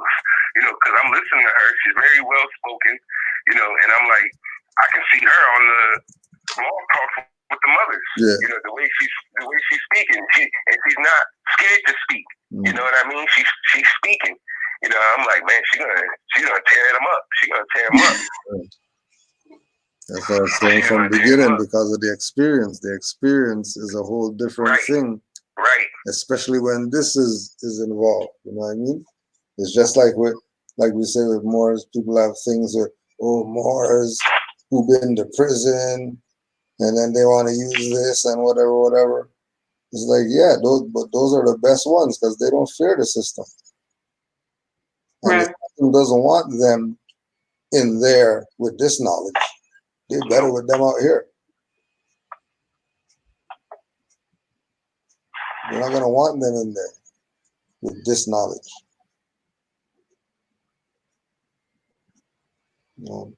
Y'all just gave me an idea for a new book. That's this is amazing. Being inspired. I'm inspired. Following the intuition. But I really want to, even on behalf of the Moors in the chat, I know I can speak for them too. We really want to give the Grand Sheik and his platform, honors, and especially to the mother today for being on the platform, giving us this information and explaining her story. It was an honor to even be on here and listen. It was an honor to even be, in this conversation, talking to you, to be able to even ask questions to you. Like, in Grand Sheik, this was a big time class, man. Honor to you for having us today. Islam. Yeah, this is just what it is. Canaanland Moors, some in Germany, some Scotia, some BC, some wherever. But just like here, there's Moors everywhere else, and all we have to do is support each other. We'll be all right. Absolutely. We'll be all right. Don't forget, Moors, 9:30 Eastern Standard Time. MHHS, Eyes Wide Open. 319-527-6751. 319-527-6751. 425-569-5201.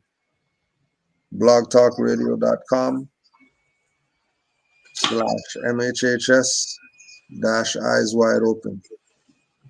Once again, Mother, honors to you Thank you. for a great uplifting class today. A very inspiring class. And if you want to plug whatever you need to plug, you can do that right now. Yeah. Also, I just want to express my gratitude. I was I was a little bit shy to come on and do this, but it's been very enlightening, and I'm very inspired right now. And thank y'all for being so welcoming. I love reading the comments. Like, I feel so connected right now. Yeah. You know, I feel emotional. We'll just put out your get to info, whether it's email or IG or whatever. So okay. People can reach out to you. My Instagram is @theofficial Jade Helena. So spelled correctly, the official JADEHELENA. And then my blog page is @Motherhood Observation, one word. And y'all can link me there, and I can most likely hit you back, and then we could build from there.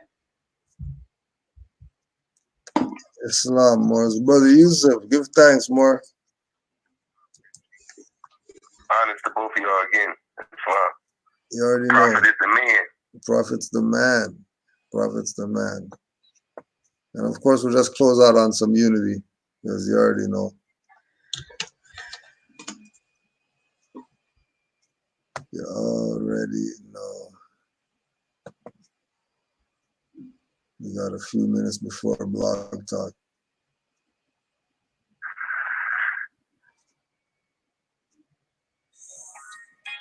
Islam was. Islam.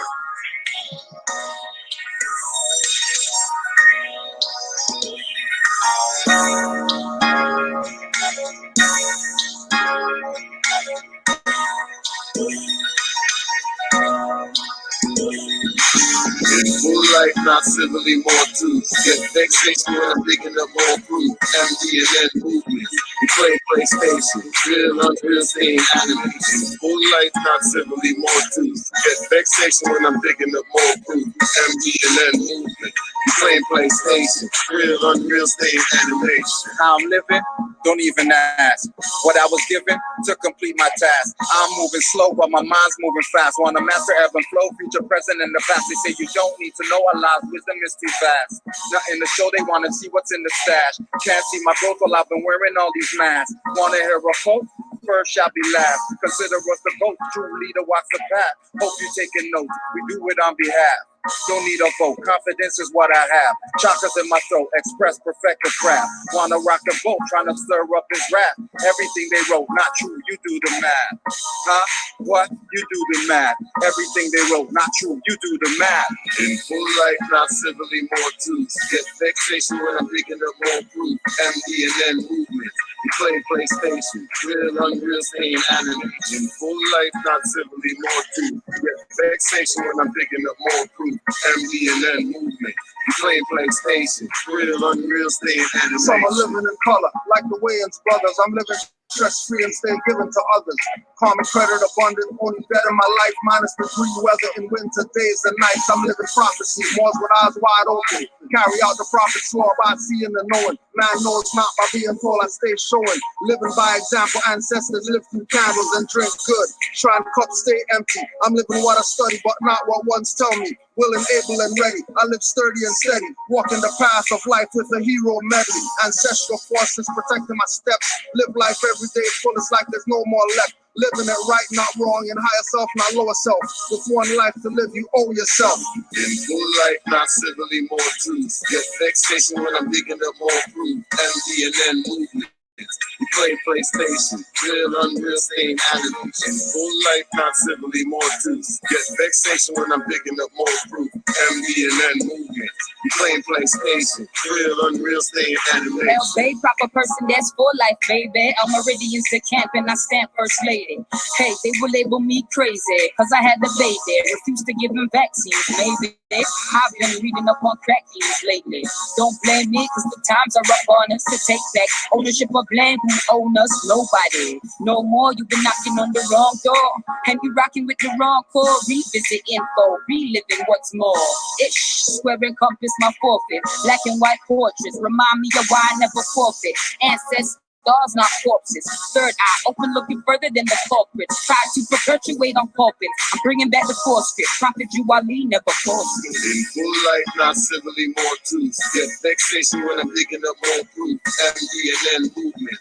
We play PlayStation. Real, unreal, staying anime. In full life, not civilly, more truth. Get vexation when I'm digging up more proof. MD and then movement. We play PlayStation. Real, unreal, staying animation. Reppin' thought? Why not? Sidelock, psilocybin until he gets homie bop my side. So smooth the way this beat that I rock. American, not from Plymouth stock. Who is he that gave the key that fits the locks? We call him Sheikh Sharif Abdul Ali. Gave us the tools to help us set our minds free. From New Orleans, Mexico to Mali. He's that water in that deadly raw heat. Quench a nation, no small feat. No Euro step, no floor squeak. No disrespect to the Moorish workbeat. Full crowd pack stand, sold out floor seats, but for no less than 50K. 2 right, 5 left, don't deliberate.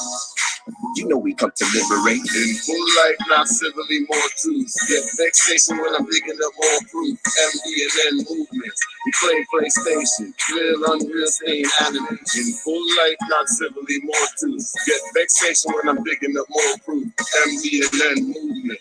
We play PlayStation. Real, unreal, staying anime. Try walk in my shoes and see where the journey go. You talk too rude, it's better you learn to us. It's mine too cool and I feel like to turn it up. The beat just drop, the lyrics will burn it up. I'm tied to the land like road, flag red like rose. With a green 5-star, I demand my goals.